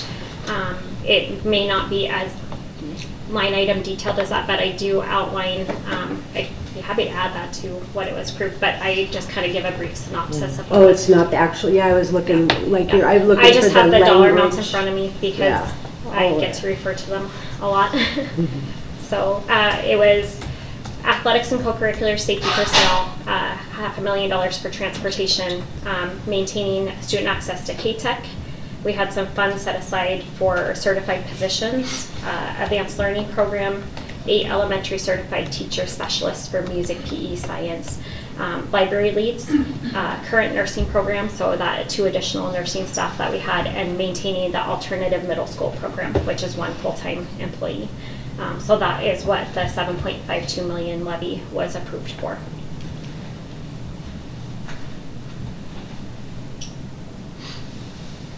Yeah, so that's what I was wondering, the nurse, it was just the positions. Yeah, not not okay. yeah. And I stated in the document that you received in June and again tonight, I did pull all of my supply budget out of business administration and put it into the nursing program to make sure that they were able to get the supplies that they needed for this fiscal year. It's less than $1 a student. They have about $17,000 for nursing supplies this fiscal year. Okay, good. I'm hoping they're not just limping along on $5,000. No, they have No Band-Aid for 17,000. you. Yeah, no, they wanted about 5,000 more. So that's what the request was. They have 17,000. They Okay. wanted 5,000 more. Okay. I wiped out, like I said, that line item. The only thing that's really left in business administration is the copier contract that we're paying. That's just where it comes out of. So Okay. that's the line item that's left in there. It's not fund supplies for anybody. It's just copies. Would you restrict us to use? I do restrict that, yeah. I'm we pretty have to mean. answer to Jess. Nobody gets color copies. I did the same thing. I'm so mean. They do ask for it, and the answer is always no. And we are saving some money on that contract. If you remember, we were able to go out for RFP, and we did save some money on our copier contracts for the next 5 years. Right. I do remember that. I don't have any more questions. I will move to approve to move everybody their step in the existing salary matrix for the classified administrators and classified exempt. Can I request a clarification? I apologize to interrupt your motion. Are we allowed to retro that to the start of the year? Yeah. Okay, thank you. Trustee Baines. Second. Sorry to interrupt, but I don't think you guys approved the budget revision, and that's before the schedules. Oh, you're right, okay. So, Well, that's part of it, though. That is part of Yeah. it. Yeah, so. Yeah, that's the request on the budget revision. HR Director Cunningham, would you prefer us to approve? Well, we wouldn't be approving the schedules because we're doing steps. there are a couple adjustments on a couple of the schedules that I would like to still see group. We missed a couple positions on it, so I'm not asking for approval of the schedule, just approval of adding the positions back. A couple fell off inadvertently when it was presented in June, and we just need to add them back on there. Okay. But I don't want to interrupt your motion anymore. Thanks. All right, so we have a motion to approve the salary steps. And what else was with it, anything? Oh, for the To three retro, schedules. yeah, Again, yeah, to the three retro. schedules and retro. And to retro it to the beginning of the year. And we have a second on that with Mr. Jones. All in favor say aye. Aye. Any opposed? I'm not necessarily opposed, but I don't have enough information. When I read through this, I thought it was something else. So I'm going to abstain, doesn't matter, it still passes. Okay, 4 in favor, 1 abstain, motion carries. Thank you. You're welcome. Okay, so we will. So we need to go back up to I-5. No, that's the budget revision. I have Right, but do we? three other items in there. Well, we have the scales, the what, I-6, I-7, and I-8. That's what we just approved.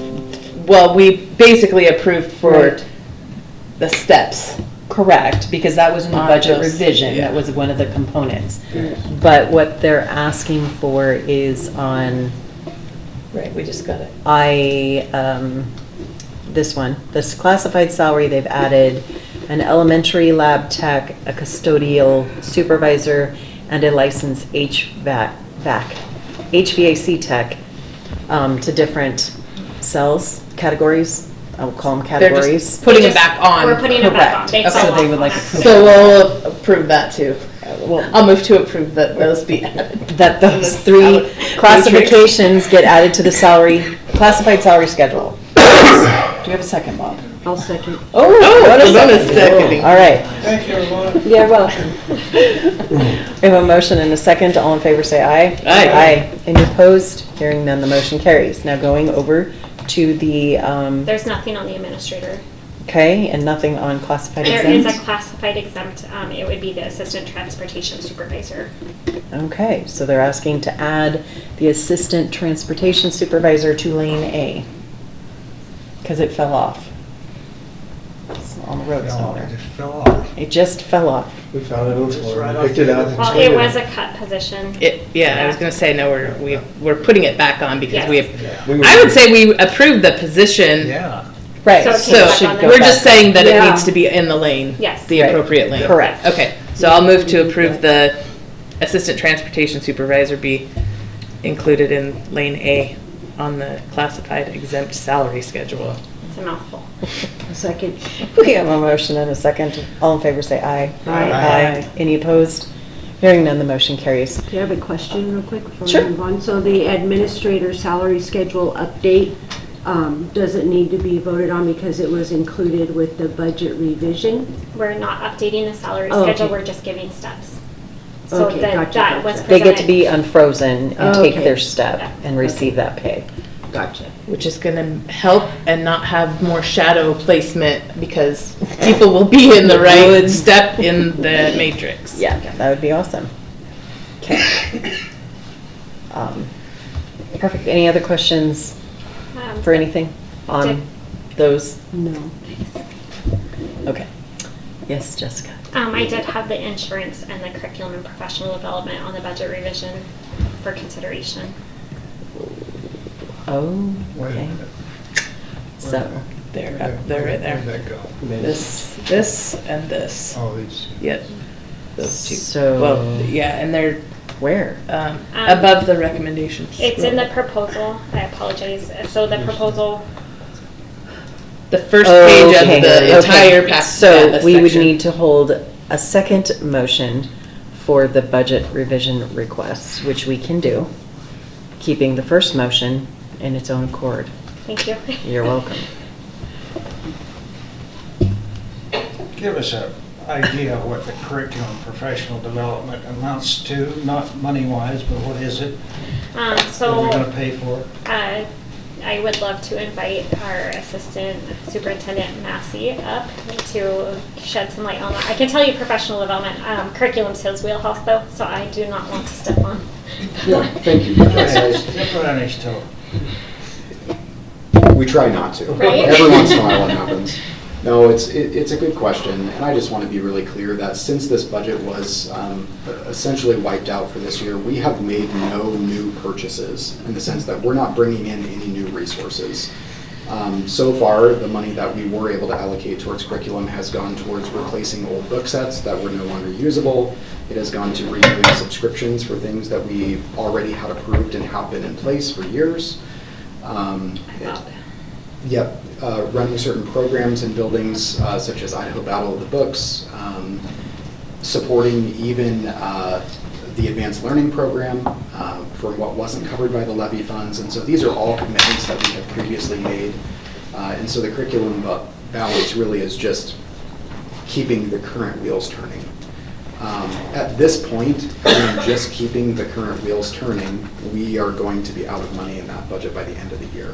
The calendar year. That's fine, as long as it's the end of the year. The end of the calendar year. Calendar year. Not Thank you. fiscal year. Thank you for Sorry. clarifying.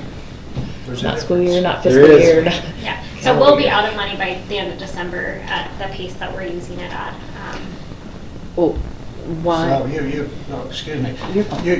You explained what you committed for up to this point, or up to December, I guess. But if you want more money from beyond that, what are you gonna use it for? Honestly, it's just to continue down that same road. Like, we just want to keep the wheels on the bus. And at this point, we're projecting that these costs of replacing textbooks, to Trustee Grissom's point, like, we're always going to have that built-in cost. Consumables. Consumables, thank you.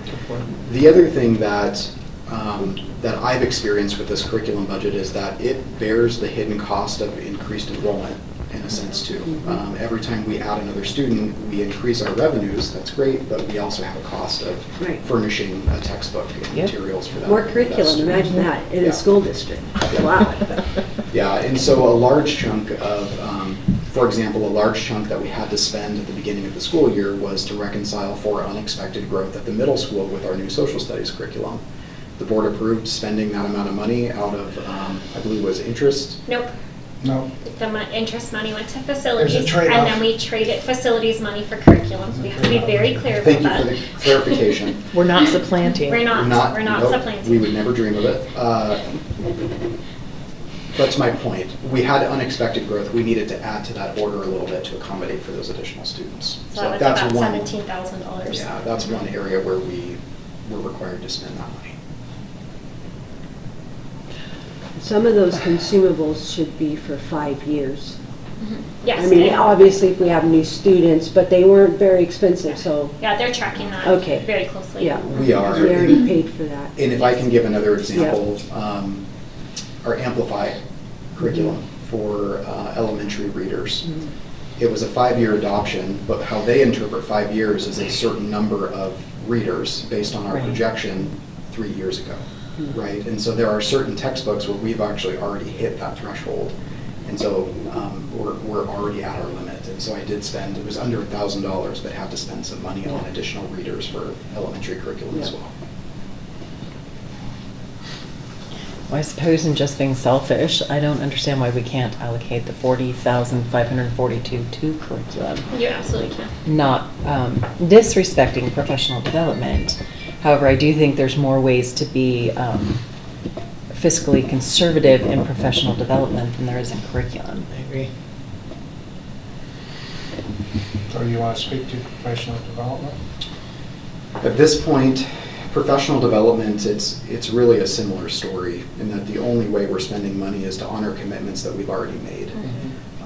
And so the benefit of putting some money in professional development is just that then we're coding things correctly whenever we spend money that we've already committed to spending.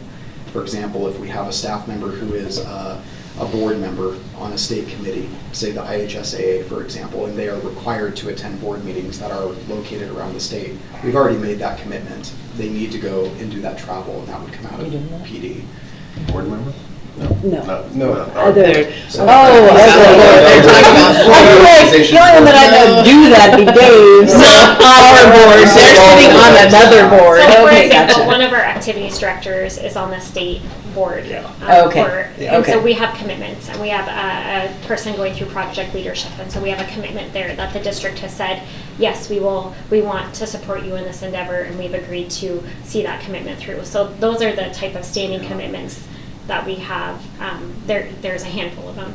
There are, yeah. Do we So- understand what we're looking at financially for that handful Yeah, of commitments? I've already mapped it out. Yeah, Jess is on top of it. What is it? Right now, I project that we'll use the full amount of our, the 60,000 that was set aside for professional development. It will be fully used with the PD that has already happened, and then what is still committed that we know needs to happen. So there will be no additional for anybody else. So we're just asking to kind of supplement that a little bit. I'm not asking necessarily to split this 50-50. We could do a 75-25. We could put an additional 5,000, and that would go a long way in professional development. It would. We've been very strategic. People have been told no this year. That's a hard pill to swallow. You want PD, you Yeah. definitely want it. Well, and I would like to mention too, we have shifted for a lot of our curriculum purchases, we've shifted the buildings to start to have to use their own supply budget for it too. And so building purchases that are made at their level, where it's something that a program that they choose to continue on their own and it's not a district mandate. That's a good move, It is. actually, because it causes those people to really prioritize. It does. They're not just, And then we've Not- talked about. Going to mom and dad. I was thinking the same thing. It's not coming out of my pocket, it's coming out of mom and dad, so. Well, I fine. share that because, to your point, Mr. Jones, we're really trying to be very thoughtful and diligent about how we're allocating these funds and what we're spending our money on. Appreciate the information. I think it's helpful to the board to understand, where those dollars are going to go, even though they're not huge dollars in this sense. And also very helpful to the public to understand. Absolutely. We're not just throwing money out there and letting it fly somewhere. Yeah. There's legitimate reasons behind the request.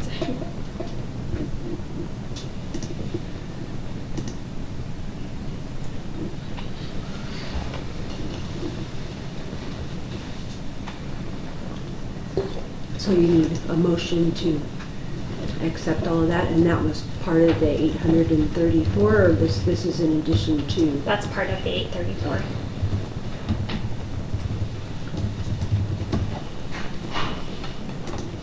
So being that the budget revision request, oh, I see, now you want a request for the allocation. I see what you're saying, okay. So the first one was the insurance. We've already spent that money. I just need to put some more money in that budget because we've spent it. It came in higher than we anticipated. And the other is the PD curriculum. Curriculum can definitely take the And forefront. we've already approved the 490. Yes. Another Yep. action. You just So need we're the- looking at the three numbers, but the 245 is really 235. Which you've already And approved. we already approved that, Yeah, yes, so right. you've got an extra 10,000 to work with. So under proposal, we have the 2 and the 3. Yeah. And we have an extra 10,000 because it's only coming in at 235 instead of 245 for the wage We just increases. saved 10,000. We saved Oh, 10,000 okay, here, so right. we can add it to here if we wanted to. Insurance doesn't need any additional funding. I didn't point at that one. All right. Yeah, they're doing just fine. Vote to approve the budget adjustments to pay for the insurance at 58,458 and curriculum request development at 40,542. Second, We have a motion and a second. So are we holding that 10,000 elsewhere? In advance, yes. Good, okay. It'll I just think go that's a great into plan. unobligated fund balance essentially. It just offsets fund balance. Something will come along. I'm sure it will, and that's why I was just making sure that was your intent. Yes, it is. So we have a motion and a second. All in favor say aye. Aye. Aye. Any opposed? Hearing none, the motion carries. Thank you. You're welcome. Thank you. Thank you for bringing that back to our attention. Good work. I'm And still yay here, for guys. getting more money. Moving on to the CMGC. This is a request for qualifications for a construction manager, general contractor for the school modernization fund projects. This is just a request to go out to bid for this service. As you can probably see,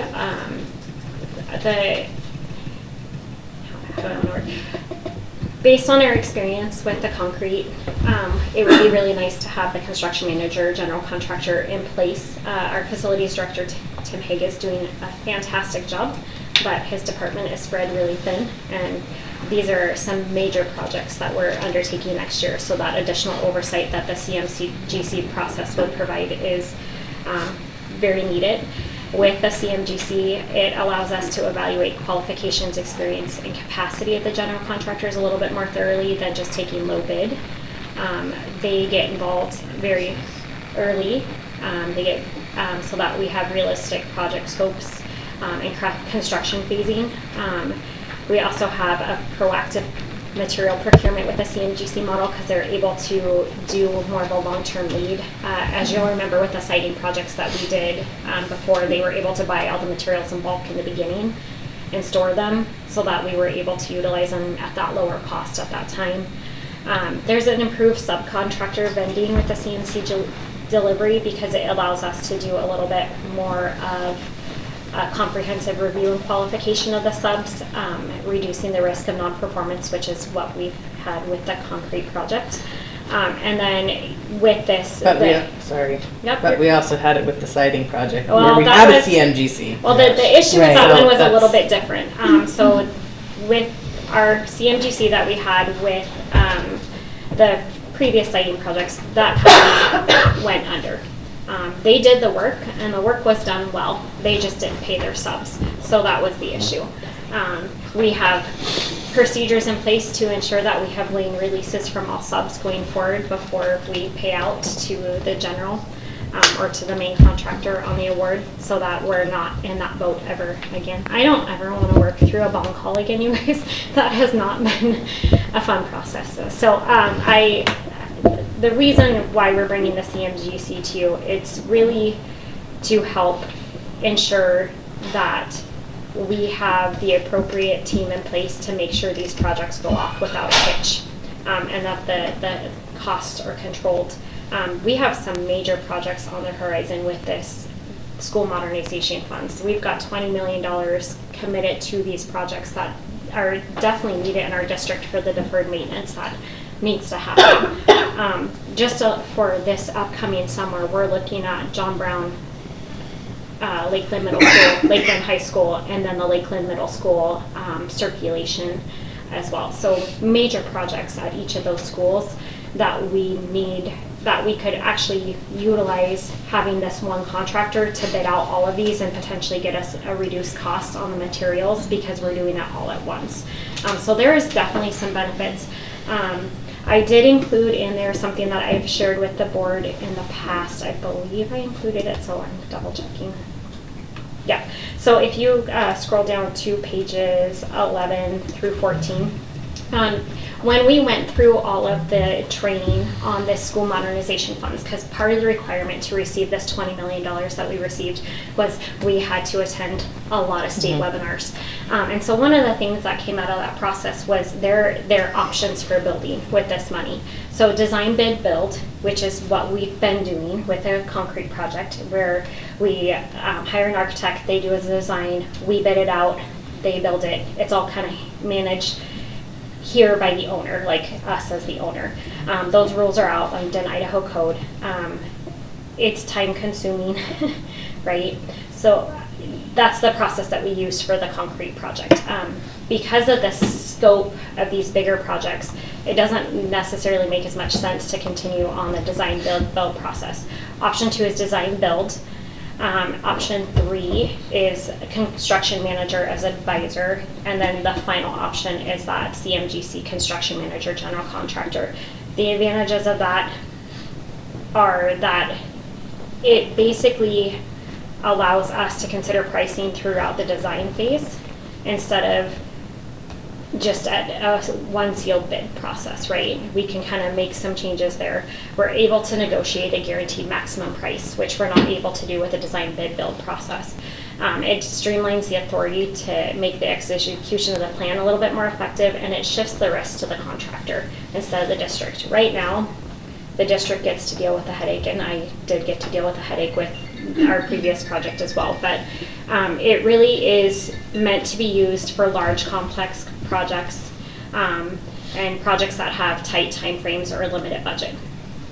We don't necessarily have a limited budget on this. We do have a budget that we're sticking to, but we do have tight timeframes because we want to get all 3 of those, actually all 4 of those projects done before school starts next fall. So we have a very tight window of time to get all of that work done. And I could have Director Haig come up. This is his wheelhouse to talk about, really. I can give you the scope of the contract and everything like that, but really, Tim does this on a daily basis, so. Yeah, again, Tim Haig, Facilities Director. This is actually a great model. I've also went through all the training on this. Well, the recordings. This model gives me one point of contact to run the whole project. So I'm still running the project from the district level, but then I have a team of a general contractor that's running all the intricacies between windows, HVAC, electrical, traffic, bathrooms, egress. It's just the scope of this project requires a larger team, somebody that I can work directly with to help manage the project. I'm not sure I understand the difference, Tim, in all honesty. If we were to do this similar to the concrete, which is the design build. Design bid build, yeah. We put out the bid, we get low bidder, we could end up with another WM Welch because they're low bidder. Well, their subcontractor was the, yeah. Right. Yeah, you were dealing with a general contractor, right? I was dealing with a general contractor in a smaller scale. So this would be a... It's got to be a general contractor with a public works license. Yeah. Yes. And they do. We did. General contractor that would help manage 4 buildings at the same time. Right. Yeah. Yeah. So it would be more, in essence, a team. But here's the benefit that really gives us. Yes, you're right. I could deal with just a general contractor who could manage the whole project. They would take our specs, bid it out, get their subs, and then complete the project. This model here gives us a little more leeway to say, that guy's not working on my project. I want to see, scope of work. I want to see past work history, references. I want to see, we couldn't do that with the concrete contractor. Why? Because they're low bid. So we deal with WM Welch. We don't have a say in who they use on their subs unless we reached a point where they messed up so much that now we said, you're not allowed back on our project. But we had to wait for them to screw up to a point where we could legally say, you're not allowed back on the school. Well, that should have been in our contract. That's our fault. Altogether correct. Yeah, that should have been. But now we know why the bids that we got early on were the price they were. Right. Because they were proper. Yeah. I knew a couple of those contractors. And that's the difficult thing with the design bid build process is we're required to go with that low bid. When you do that sealed bid process, unless there's some egregious thing, like we know the company's going under and we can prove it. What you're proposing is an extra layer of middleman, essentially. Correct. Who also takes on the risk. They also take on a lot of the risk as opposed to... Liability-wise, they don't take on anything. For the work of their subs. I mean, you're absolutely correct. Like the concrete, WM Welch is responsible for the whole project. But I couldn't control who they were using for a sub until we reached a point to where we said, you can't come back. Well, okay, so be it, live and learn, you know. Yeah. But well, the part I'm struggling with is, you know, Jessica made the statement that by using this model, you potentially save some money, but you pay for the middleman. You're correct. So there really isn't any savings in my mind. Right, and I would agree with that. Now, I understand what you're trying to do, and that is to take the workload off of you guys. Yep. That as well. That's And exactly I it. appreciate that. But on the other hand, that isn't where the dollar savings come from. Right. No, I would agree with you in the fact that we're going to pay for their services, where we would save the money from the materials. It ends up being a wash. I'm a little concerned because, you know, when we brought you on board, one of the issues that was talked about was your ability to manage projects. And absolutely. You know, you've essentially done a good job of doing that. But now we're kind of saying, well, we're going to back off at that. Well, we're also down 2 people in facilities with the levy cuts, so the department has shrunk. We still have the same amount of square footage, we still have the same amount of acreage that has to be taken care of. We have 2 less people to do that at this Well, point. how much does it cost for those 2 people? I mean, bottom line, I think that's what we're all gonna wanna know is what is the dollar for this thing? Well, and that's the Right. beauty of going out for requests for qualifications. There is, other than the advertisement, there's not really a cost to us to go through this process and see what their cost would be. And then we bring it back to the board, and the board can decide at that point if they want to accept it or deny it. So do you contract them for specific projects? For the way that this is currently written, we were contracting with them for the next 2 years for the projects for this summer, the projects for next summer. We can always adjust that at the board's discretion. But really, this is just an opportunity to go out and see what the cost would be. One of the fallacies in doing that is the Emmerich experience, and that is, you know, you hire somebody for 2 years, now you're locked in for 2 years, and at 6 months you will find out, you know, they're not doing the job or whatever. Right. You know, then you got a contract issue to deal with. I was not part of the Emmerich, but I've seen a lot of the aftermath. Yeah, I was going to say, you've seen the aftermath. Yes, and it's not pretty. Yeah. But Well, this would I'm be, going to propose that we table this to a future board meeting. So Number one, there's a lot of information here that frankly I haven't had time to digest. Because there's what, four different options I think, Kevin, there. Correct. And, you know, And the scope try of to the compare project. those. the tricky thing with this, and this is why we're bringing it to you, is if we're going to get this model on board, it's the timing, because I've got to get bid docs out for those projects, and we need this person on before we send those bid docs out. And if we want good responses to the bid docs, We're paying Architects West a lot of money. They need to start doing their job. they are doing their job. They absolutely are. I have no doubts about the product that they're When you providing. talk about bid documents, they prepare Right, all but those bid documents. They do, but the CMGC would be the one that does the bidding with us at that point. So they prepare it, but the CMGC is part of Once again, that. the architect should be sitting in the room when And the they bids are are. opened. They are. They absolutely Well, are. then where's the difference? Sorry, Jessica, I'm not trying to be mean. I've been through this process so many times. I'll second Bob's motion. I don't think there's nothing, it's not gonna hurt anything to have her send out the thing and see how much it is it?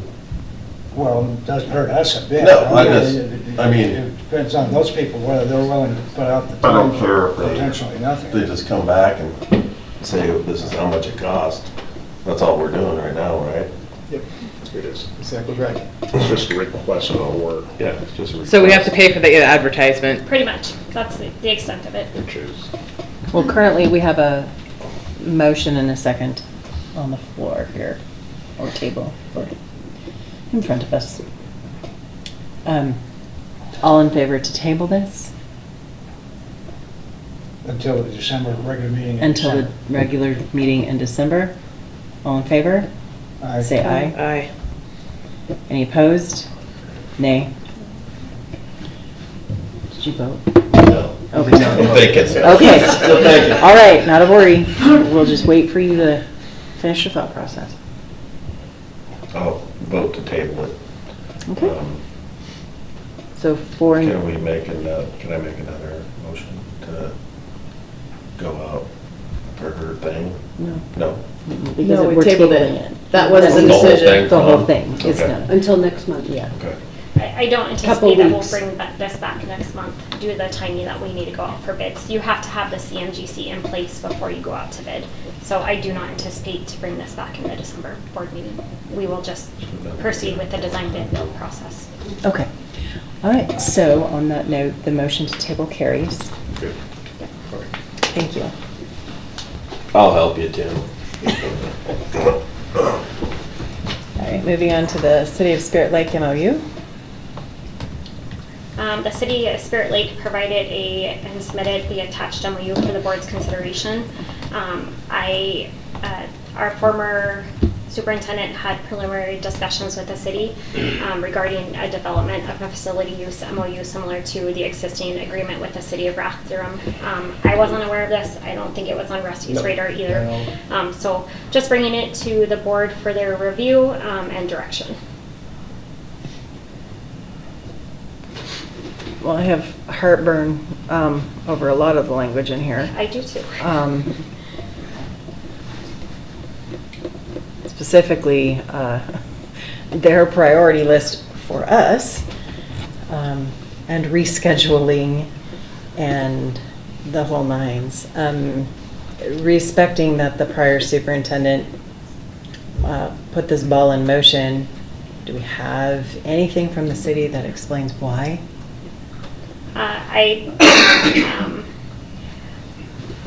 Can I bug you, Rebecca? Yes. Rebecca deals with a lot of our facility use. She deals with the city of Spirit Lake quite a bit. Rebecca Davis. On facility use, Yes. so she could. So speak to us a little this bit came forth because we don't have an agreement, an MOU with Spirit Lake, so some of their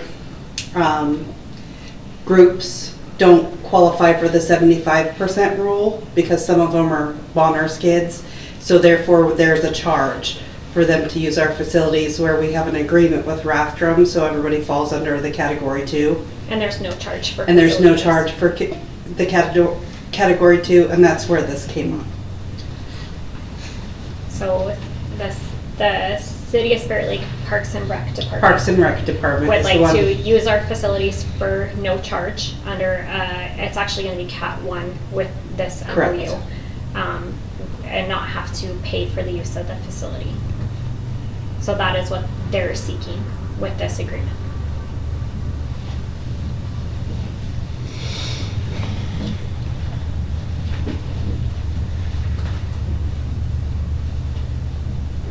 Thank you, Rebecca.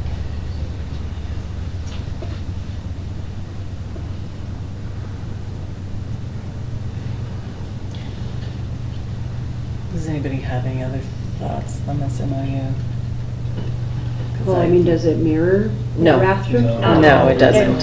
Well, that it didn't meet the request, so I guess we need to start from the beginning, it sounds to me. I mean, but none of us knew anything about it, and it says that the intention was to mirror Rathdrum's. That was my assumption, is that the Yeah. intention is to. Well, it mirror- would yeah. seem reasonable, right? So,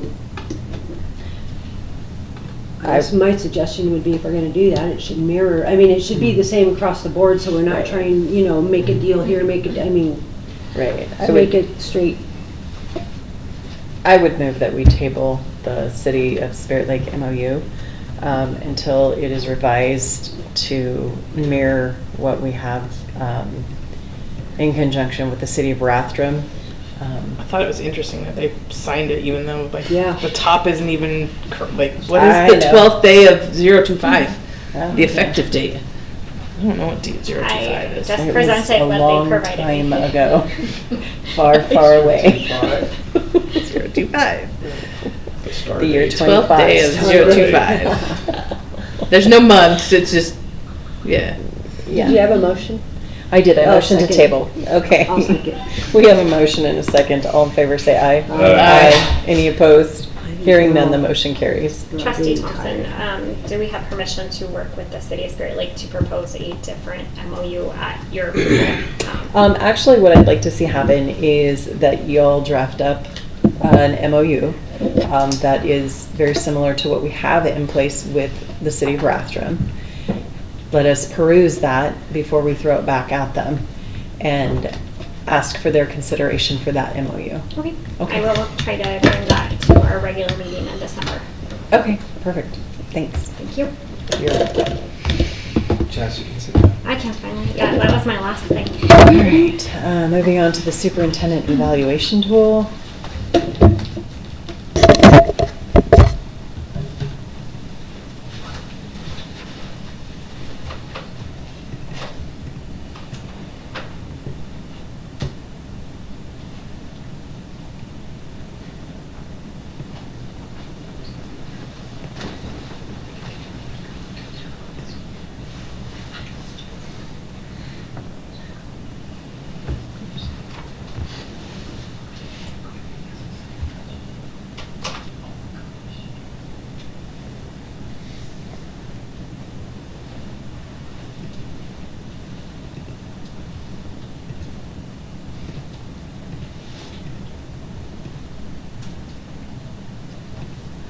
Isn't most of this already spelled out in policy? I don't understand why the board's being given instruction in the tool.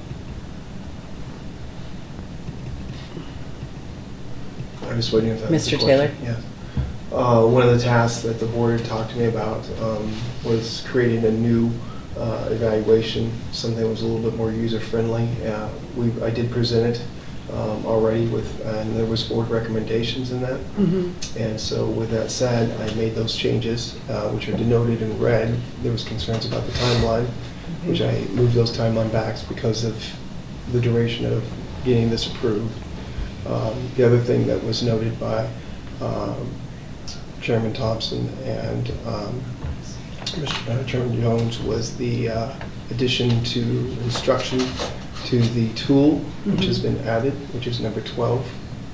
And then finally, Chairman Thompson noted on the surveys that I would like to use is that I think it said Mr. Taylor or superintendent, and then we aligned those to say superintendent. So there was no indication that, beyond the changes that the board didn't want to move forward with this, so I went ahead and made those corrections.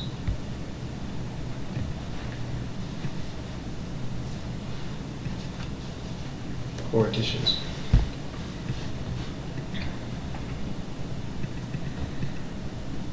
And then I guess my other question would be in the old tool, that spreadsheet that went with it, it was color coded for all of the policy outline. Yeah. You know what I'm trying to say there? Sorry, my brain is tired.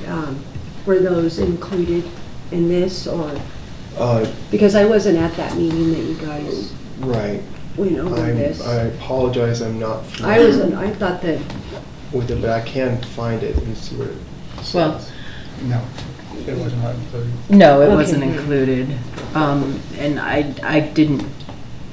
thought that when we had directed the superintendent to find an evaluation that met his needs, I didn't realize that we were instructing you to create a program.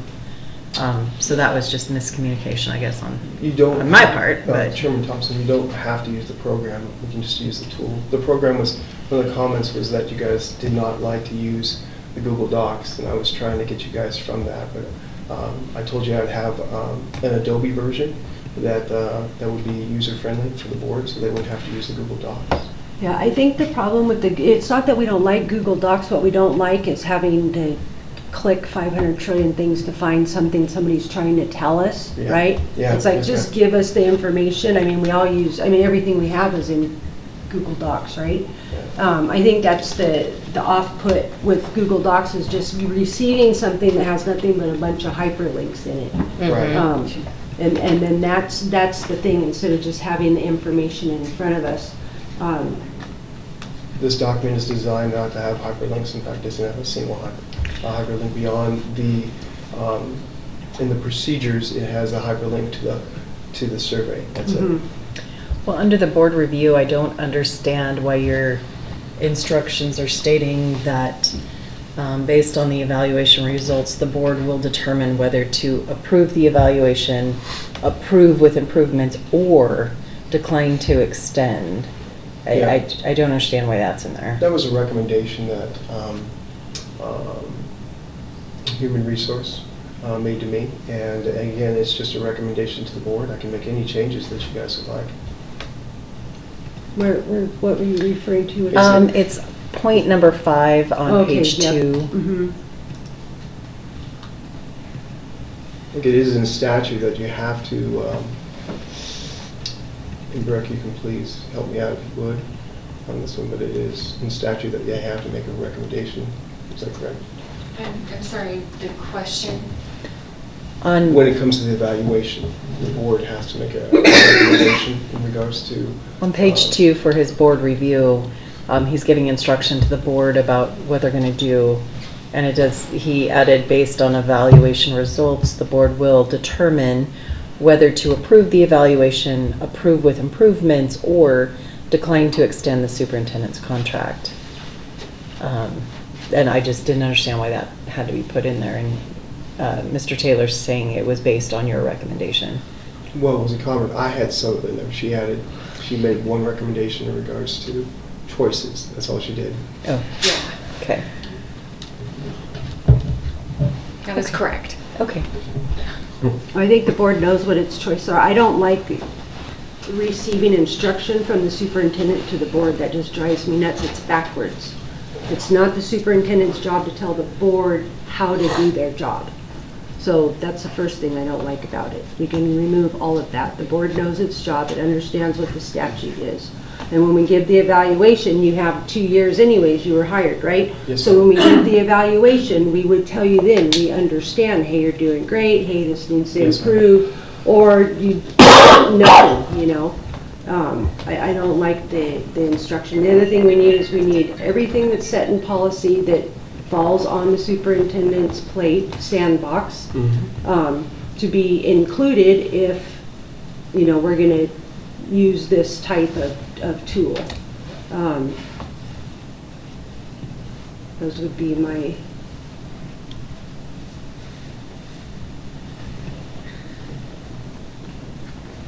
recommendations right off the bat. So what are we doing with this tonight? I'd like to address one thing you said, that by no means am I trying to direct the board. If the board would like to create an evaluation for the superintendent, I was just trying to be helpful.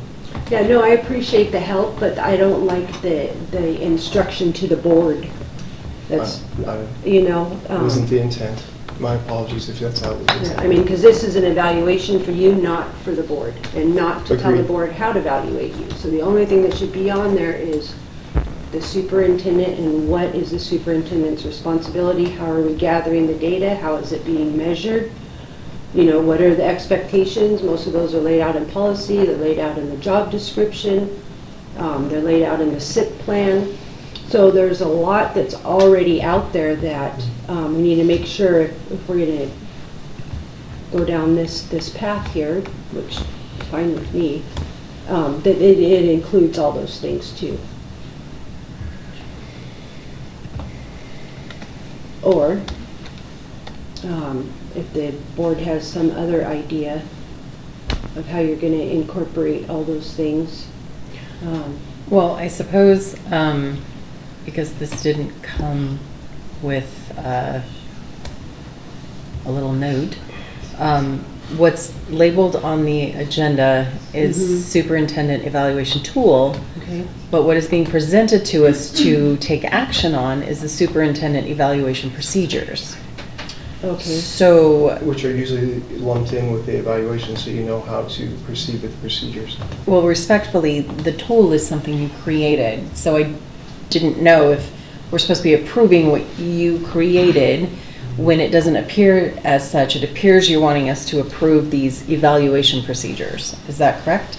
The procedures go along with the tool. That's what I'm asking. But the tool's not even here. Yeah, it is. It is. Where is it? Keep It's all on these scrolling pages. down. It's all down toward the bottom there. Oh, okay, so it's not the link, it's not the clicky thing that we were given at the workshop. No. Okay. No, I did see all those pages down below. Okay. And I do want to point out in the previous evaluation, there was procedural directions and timelines that were set. Yeah, that's all set. That was a state template. That was ISBA's template. ISBA. Oh, it was? Yeah. I thought that, the last one, when we had like 2 or 3 iterations of it, I thought it was, That, we kept using and redrafting and specializing the Tried to fix it. ISBA. Mhm. Yeah, because that's not exactly a friendly evaluation tool. I do have Right. last year's.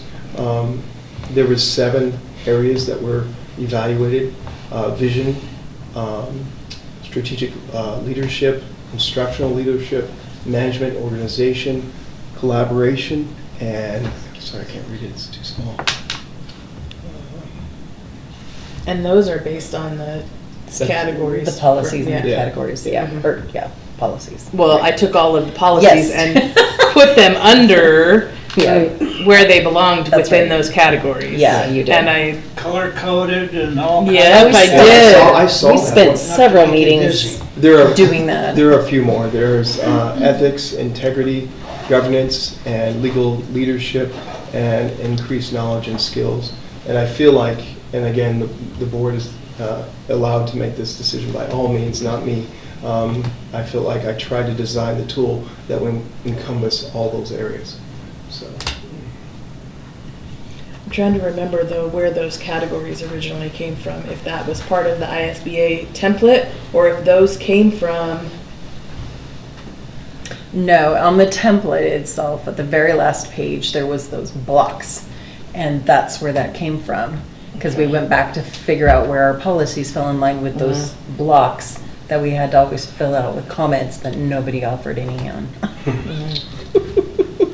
Until we were at the meeting and we had to scribe them.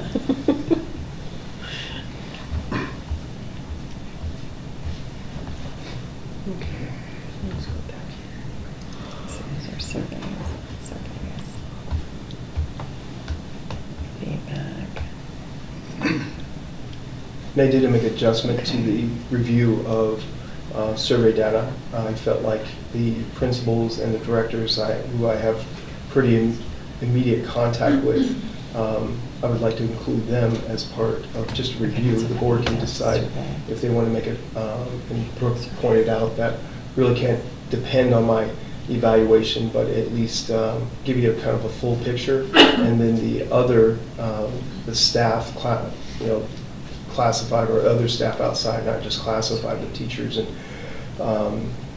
classified staff, they would do a survey too that would be inclusive to me to let me know what I can do to improve, and I would use that as part of my my self-evaluation. So.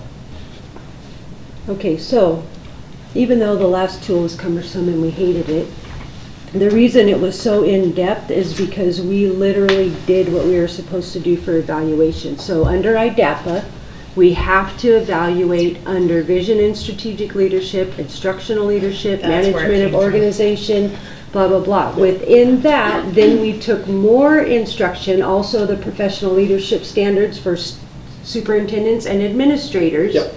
And we had to take it from that, and that's how we came up with the sheet, along with the job description, because that's what you're hired Right. under, and the policy. So all of those things have to be there. We can't bypass them. and if I remember correctly, I numbered them so Yes. that they identified whether Yes. it was board policy, or if it was You did. IDAPA, Yes. or state Yep. statute. Right. Yep, you did. And that's where, so it wasn't that we Weeks just sat down and said, what are we gonna A long time. evaluate someone on, right? We Reading all of literally IDAPA. took what the law said we had to do and IDAPA and everything else, and that's where the tool came from. And it was really cumbersome when we initially started with it. So I understand you went through all of this, creating this document, but the bottom line is we can't abandon the spreadsheet. Somehow that data's got to be, if we're gonna move to something else, I mean, how do you do all that? Roll it all up into one thing? 1, 2, 3, 4, 5, 6, I mean, I don't even know how you do that either, because, 10, 11, 12. Okay. What were the categories for IDAPA? vision and strategic planning, Which is there, instructional leadership, it's there, management and organizational leadership, yep, it's there. family and community partnerships, I don't know, it's there, it's, professional and ethical leadership, and governance and legal leadership. and there was you had an increased knowledge and skills on the previous. Yep, because that must have came from either the leadership standards or wherever we were supposed to get that from. Yeah, so those were the 7 categories, and then within those categories were 8,000 line items? correct. Yes. Yes. That's a technical, that was an actual count. Yep. And then the number, if it was a board policy, you put the BP, blah, blah, blah, whatever policy that was. And then the number, I think, pertained to the line item of the job description. Yeah. So with that in mind, The job description did change. Yeah, Right. it did. Yeah. I am willing to, absolutely, if the board's request, if we don't feel like this aligns, I can take our old one and I can try to put it in kind of a new format that would be a little bit more friendly, but that would include all the components that that it had. So we, in a sense, we would not change that document at all. We would just change the format of the document to make it more user-friendly. Hopefully. If I can pull it off. Hopefully. I thought we all agreed we didn't want to do that rainbow page anymore. Yep, that's why I was doing it. Yeah, but we still have to do all that I stuff. understand the Yeah. criteria is the same, but let's find something different than that. Oh, yeah, I agree, but we just have to use that. Color coding. Kim. I do too, The but color coding. Sorry. Bob's retiring again, Yeah, remember? Bob, you don't even have to do it. So, He still gets an opinion for like a month and a half. The lame duck can say and do anything, No. That's not how this works. Oh. That's not how any of this works. Is that in policy? No. So I'm at the board's discretion, whatever you feel. Well, whatever we choose, I don't want you to spend another 3 months in figuring it out. Yes, ma'am. I agree. Because that just to me was not an effective use of time. Given all that I know you're doing and you have to learn and all of that. I appreciate that. I certainly appreciate the effort you put into it. And, I think whether we create something different than this and what we had before, or whether we go with this and adjust as needed and tweak it in the future, as you work through it and find where the kinky spots are. I mean, I don't know what else you're gonna do. I mean, you can, the only thing you can do is just copy paste the same thing into black and white and get rid of the color. I mean, you can't, there's no way to. Well, you don't have to have all that stuff on there. Why don't you? You have to have the basic criteria, basic standards. But some of those line items were, Well, the some of them categories. were redundant, for one thing. The category, well, that was, what was redundant was the job description. That was very antiquated job that can go away. We can leave the job description out of it, although, Yeah, that would be under consideration and something completely different. I think what we could do though, is go through and whatever is highlighted for board policy, make Right. sure that that remains. And if it's just a specific to the line of, or the number on the job description, then we could take that one out. Right, right. So I would say that we should create the superintendent tool, bring it back for the next board meeting. That gives us 2 weeks, because this has just grown on and on and on. I mean, right under, I'm sorry to interrupt. No, you're fine. But even under procedural, if you eliminate just the job description thing, 5 line items go away, it leaves you with 3. Mhm. It's board policy. Yeah. So that's the bulk of it, was that antiquated job description. Right. You know? So the rainbow colors might go away. I mean, at least.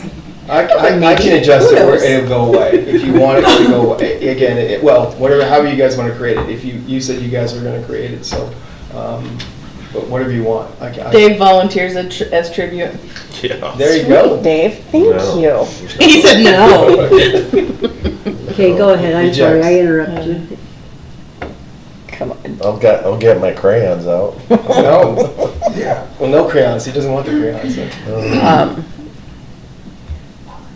So I move we table I-11 superintendent evaluation tool and procedures, I guess, until the board decides by the next December, the first board meeting in December, to present the superintendent with its evaluation tool that I would like him to use. A second. Okay, we have a motion and a second. All in favor say aye. Aye. Aye. Any opposed? Hearing none, the motion carries. I had asked for the superintendent goals to come back because Trustee Grissom had, Vice Chair Grissom had stated that the board is supposed to choose the goals. But I know, Rusty, you stated that, I believe it was in your email to us, that you felt that your goals that you had chosen were fine. I had emailed, because Mr. Taylor had brought out that Trustee Grissom, Vice Chair Grissom had said your goals are supposed to be based off of the SIP plan. Mhm. You replied with I need some help, guidance. Yeah, and so I gave 3 goals based off of the SIP plan. But they were my goals that I felt would be appropriate based on language within the SIP plan. And so we need to give him goals. But Mr. Taylor would like to keep the ones he's chosen. So we need to figure out what we're doing. Long story short. Thanks, Bob. I'm really tired. I'm so sorry, but I am exhausted.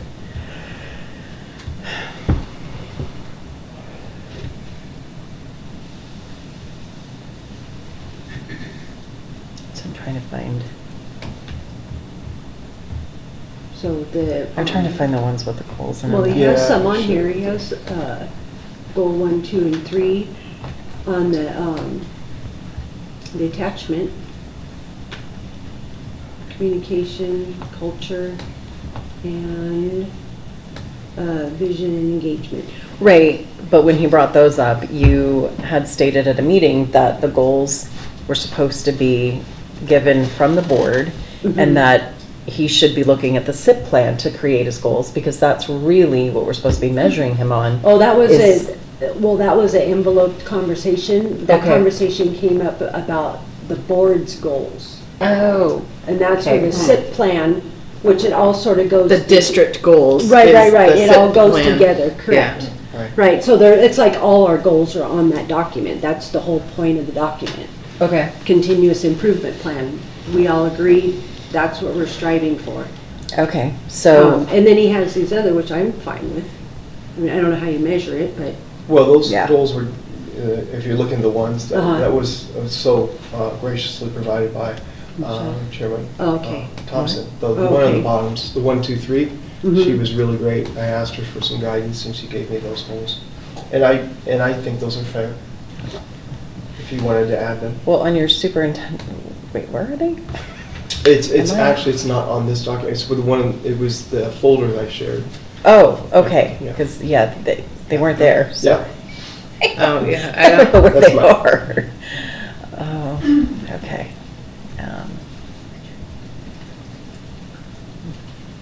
Oh, here we are. This one? Oh, so, yeah, the ones that are, oh, yeah, those right there that are attached to the, Yeah, they're not on, I don't know why they're not on there. That's my fault.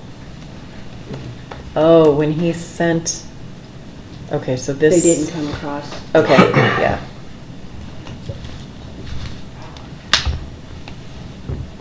Yeah, these are fine. I don't have any problem with that. Because those are measurable. Yep, absolutely, 100%. So do you want to read those out? And Yeah. So we all. Meet the student achievement and growth metrics identified in Section 1 of the Continuous Improvement Plan for the 25-26 school year.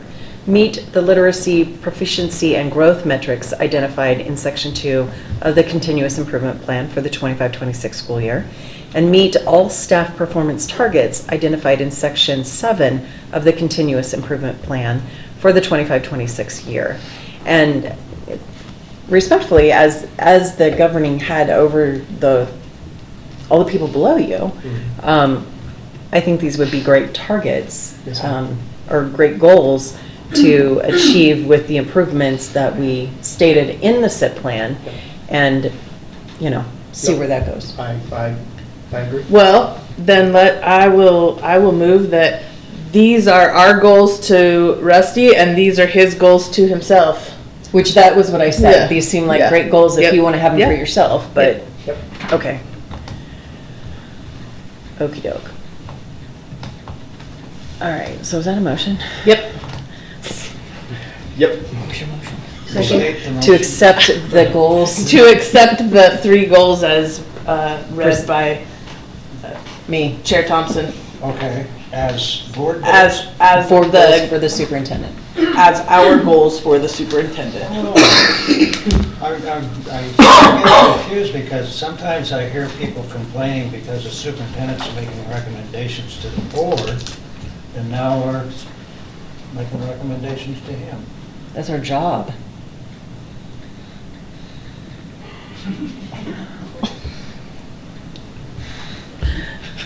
It is. Do you need a second? I do. Second. Okay. We have a motion and a second. All in favor, say aye. Aye. Aye. Any opposed? Hearing none, the motion carries. May I have clarification on one thing? No. I'd Do like to get out of here sometime. I get it, I I get hear it. So I get to include my goals too, but then the board goals are also with that lumped into it, right? Yes, Okay. sure. Yeah, sure, thanks. I appreciate it. Stay sure. She said sure. Okay.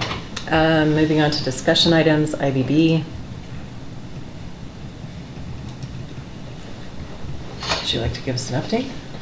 There's nothing to update beyond that. We met with the PST. Obviously, Chairman Bain was there. Trustee Bain. Trustee Bain, sorry, was there attended the meeting. So we have not met as the IBB team, which we don't plan to at this point, because we don't have April 15th. We have our financials should be in. That's really the heart of it all. Right now, we're just trying to prep and get ready for those areas, whatever the board decides in regards to our priorities. That's one thing I will need from the board to kind of give it to guide us in our PST team. So that's the only update I have.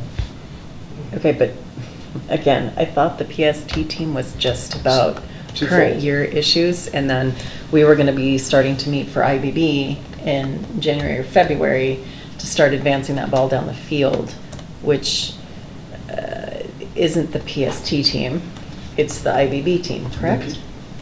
The PST Or is has. that not? You're correct. It may be so I don't know. confusing. So, and I apologize if there is, and it's my fault, I own it.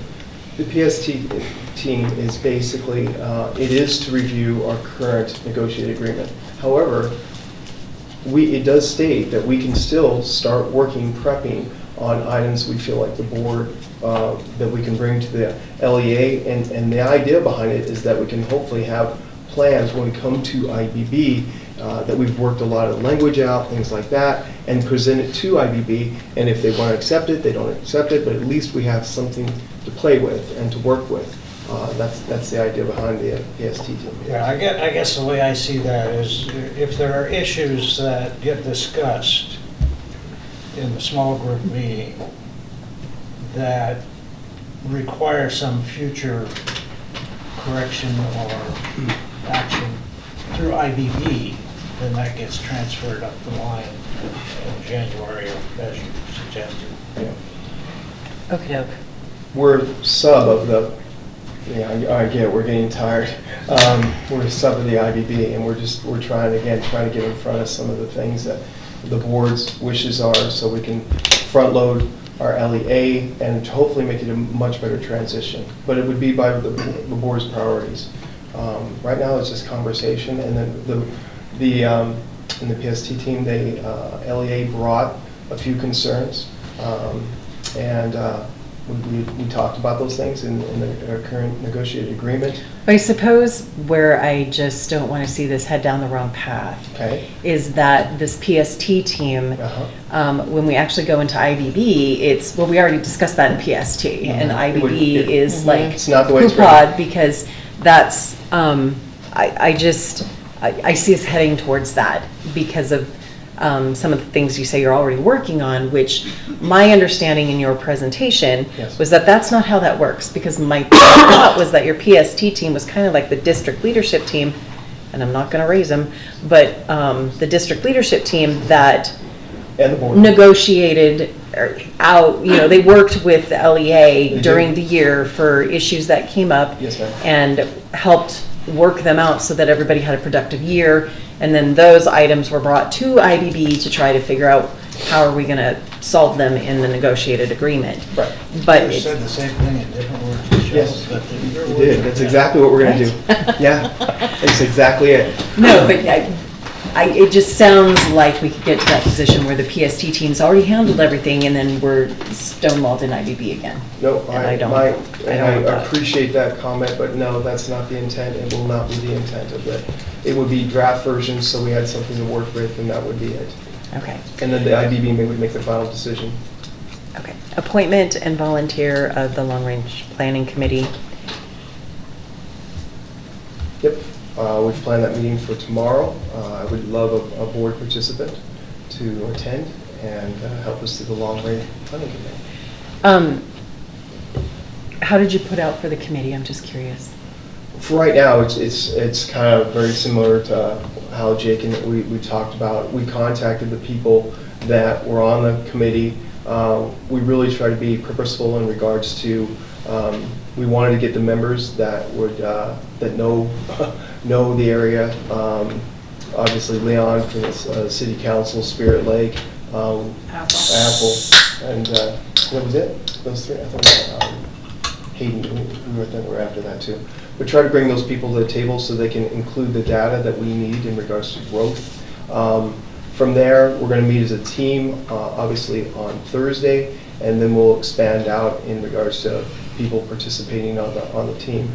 So you don't have the local business owners or any parents or anything on this committee yet? I want recommendations from the committee right now of who we'd like to offer, and then anyone that wants to participate, that's fine. There's no rules when it comes to who can participate. Right now, we just started small because I was like Jake in regards to curriculum, and we're trying to get the contributors that would most impact that team so we can.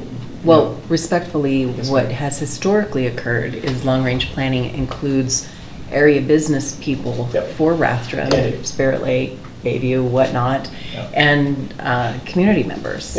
So, and they're not excluded.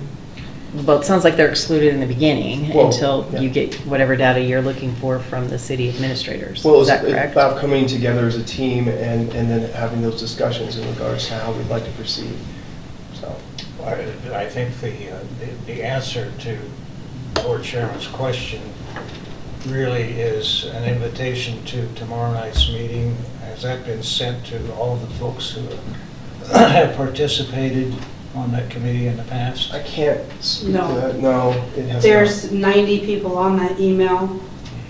Yep. Maybe 10% of those people ever show up. And it's Right, never no, I existed. understand that. But again, we want to send that, we Well, want to send that right, we invitation did to all post of it. them. Yeah, I get it, well, and we'll do that. We did post the meeting on Board Books, we have sent out the notice, so by all means, we can extend it out to those people.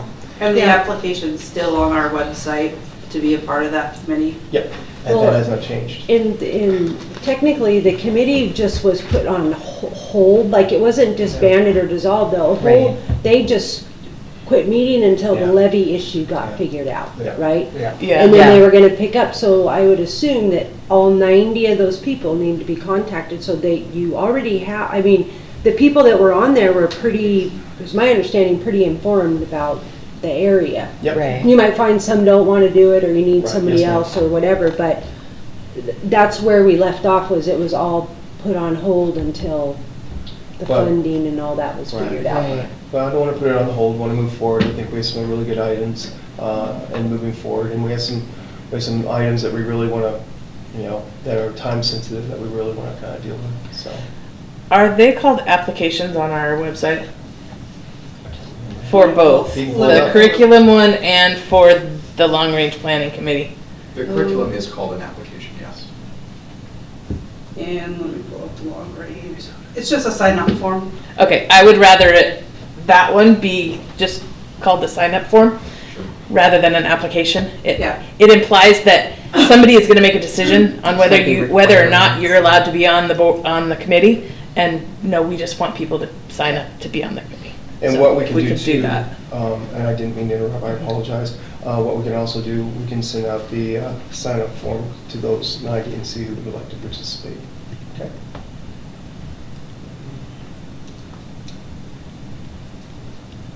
So is there a board member, because you were on it, Mm-hmm. do you still want to do that one too? Yeah, with respect to board members, more than one of us have attended those meetings in the past, but not always the same board member or two. We can have Well, two yeah. without having a quorum. Yeah. Yep. No, and I'm Well, we fine. can have Well, three, and we can have all trade five around, if we just yeah. post that Well, there's we a have to quorum. post it. Right. Yeah. Which I think it's standard procedure. Anytime there's a meeting, it's supposed to be posted for a quorum notice in the off chance that three of us show Yeah. up. It's just a safety measure. That has happened. It has happened. Well, and I think with the. Yeah, it did. Always Let it go. With the long-range planning committee, we had It was talked either at one Bob or point, Andy. But they will. we had talked at one point about all of us rotating so that we were all kind of informed as to what was happening with that committee. I don't know, do we want to continue doing that or appoint specific? I think if we rotate, I mean, I think you guys were there more than I never went. I didn't go to one, I don't think. Maybe in the very Well, I beginning know of Randy one. attended some, and I attended, I don't know, 2 or 3 over Yeah. the course of the year, but I couldn't attend all of them. Right. Right. But I think generally we had somebody there. Mm-hmm. And that's what we want, we at least want somebody. And Mhm. by all means, if we want to, that's great. Just gotta make sure that when we do that, that the community knows what the long-range planning committee decides before you bring it to the board. Because we ran into a problem of rezoning and none of the parents knew about it. Yep. And it was bad. Yep. No, there's been a conversation. So, and they told me that, and that's not something we want to do. We always want to, we're going to do something like that. And I will tell you, that's one of the agenda items that there is a discussion on, so. And because I'm the one who sends out the invite for long range clarification, would you like me to just invite all of you every time? And then you guys can just. I think that's what you did before. As long as it's on the board's calendar, I'm good. Okay. Invitations to it. I mean, Yeah, putting it on the board's calendars. It's funny. Yeah. Thank you. I appreciated the reminder. Yeah, I But always I got won't a be reminder here, so it too. won't matter. We'll still remind you as a still community. come Tomorrow, let's go. I could still be on that committee. Yes, though. Yes, you can. Yes, you can too, you're a committee member. That's right. Okay. So we can move on from long range. I believe so. Okay. They'll get it off the ground and we'll somebody will show up. Okay. If they work the tweet. We hope. Thank you, board. I appreciate it. Okay, let's move on to policy. Before we discuss procedures, we can review the policies that are up for review. Student dress was brought forward by Mr. Taylor because he wanted to add under the minimum standards for dress, he wanted to add language to tank top straps must be 2 finger width and the top must fully cover undergarments and the chest of the student.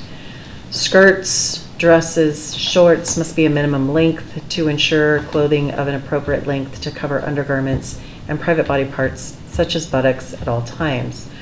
My only, I guess, question on the skirts, shorts, and dresses must be a minimum length. We're not saying what that minimum length is. Well, I mean, because it says just to cover the private body parts. I don't think booty shorts should be going into the buildings. Yeah. And so if you say minimum length and they're appropriately covered, you're letting booty shorts in. Well, and sorry, I mean, I have a daughter, I get it in that sense. I'll be honest with you, those recommendations came from principals. They feel like to have a standard 2-inch length. That's different because all body sizes, I have all to take body it. I will shapes and answer proportionate. this. Yeah. Oh, go for it. So, the last time we tackled the dress, when all of the principals came, the teachers came, and I agree, right? There was some distractions happening with dress. Oh boy. Yeah. Right, and that's how we went back to this policy. So you better make sure that you tell all the parents first. Well, because we did that, and it was just, I mean, we just probably didn't shouldn't do it in want, the middle of the year. we just or- didn't That want was my holes thought. where So things show or. Well, and that's why it's kind of crafted the way it is, to be honest with you. They felt it was representative of what we're dealing with right now. It already exists, is their point, and we'd be dress coding kids on a pretty regular basis, and parents will tell you, and I will tell you as a parent of a daughter, it's difficult to find shorts of any length any longer, and again, anyone else can speak up in regards to that. And that's the truth. There's like, Rusty, we can have a 2-inch minimum, but the reality is that as long as it's I'm being frank, they said as long as it's covered, that's really what we're, at this point, that's what we're most concerned with. Yeah, I'm just cautioning you that, I mean, the community, and it wasn't even and there was more people on the policy committee at that time, and it wasn't even the committee that brought it, because the teachers and the principals were having there was a lot of distractions happening with the way people showed up clothed. So has this been sent out to the community yet? It is not, because we wanted discussion. It has been sent out because I did want principals to give me some feedback, and that's where I got the feedback, was from the principals. And I'll be honest with you, it was 2 mainly that spoke on it. Yeah, that's fine. Yep, so. Yeah, that's fine. I mean, I don't have any problem with whatever they need to have, some control in the classroom, right? Because it can be disruptive. I agree. But there again, the process is policy committee, tweak to the community, back to policy committee, tweak, back to the community sometimes, and then here. So the community needs to weigh in before the board does. That's fine. Yeah, just because, especially when it comes to the dress code. which, in all fairness, I said I didn't think we should be tackling this in the middle of the school year. No. I said we need to do it towards the end, and It would be effective for the next school year. exactly. Yeah. But let me give you a little historical perspective. Please, Bob. Here we go. You remember, some in the room will remember when all the girls, when they came to school, wore skirts. Yeah. There were no pants. You remember that, don't you? And then Get on your knees, it doesn't. in the 60s, we got caught up in the mini skirt Oh, yeah. time. And go-go boots? And school boards tried to establish minimum lengths for school, or from the floor to the bottom of the skirt. Tim, thank you. So who's running around with a yardstick trying to measure all this? Right. Leave the measurements out of it, because you're gonna get caught up in a trap. is all I'm Yeah, saying. yeah. There was no measurements when they did it before. It was a, it was like the mid-thigh or the. Well, yeah, and- Because and- everybody's different, you know, like. Sometimes those mid-thighs are a lot longer than others, you know. Right. Yeah. Well, and we did, on the leg coverings with holes above mid-thigh must not show skin. So we got to come up with something that kind of mirrors that mid-thigh, we're not showing skin above mid-thigh, whether it's a hole in your pants or your short, No the holy length of your jeans. shorts. No holy jeans. Dude, we got Well, we can't- blasted by that because you can't buy pants without jeans, Yeah, they all have jeans holes. without holes in them anymore. There's a built-in inconsistency there, because in one item you're saying, you know, it has to be covering Everything. undergarments. Well, that could be way above the thigh, the mid-thigh. Right. And the next item, you're saying it can't be showing skin above the mid-thigh, so those Right. two are inconsistent. That's why I said they should mirror each And other then you in have some to way. keep into consideration, I mean, I think, I don't think it's too much to ask that you're covered up.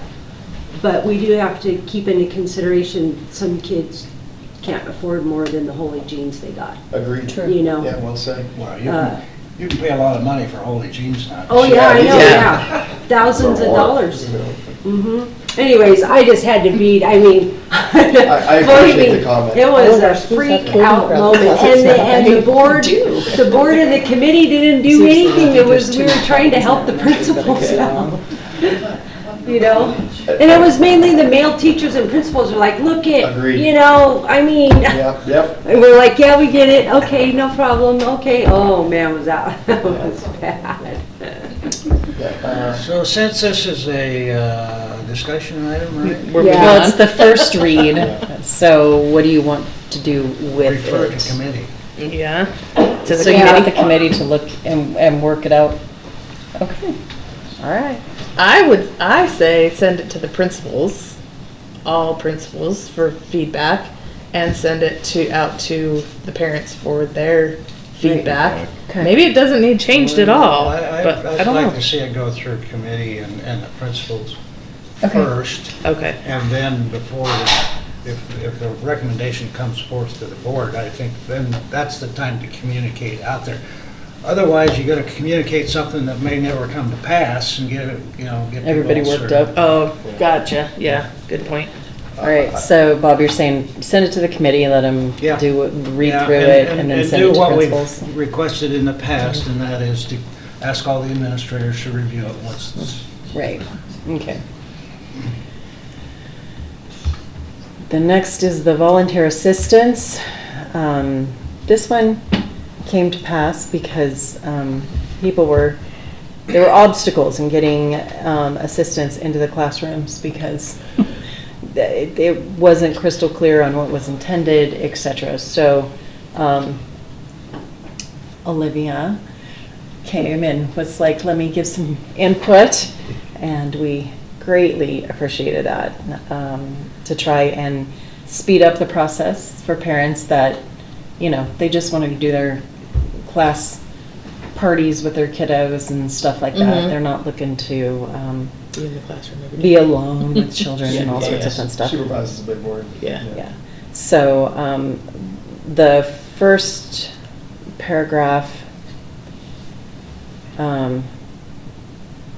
was, well, when we get into procedures, I'll kind of explain. But so the red was emergence of administration's recommendation and policy committee's recommendations. So that's what was that. And we also have that on the procedures and the applications.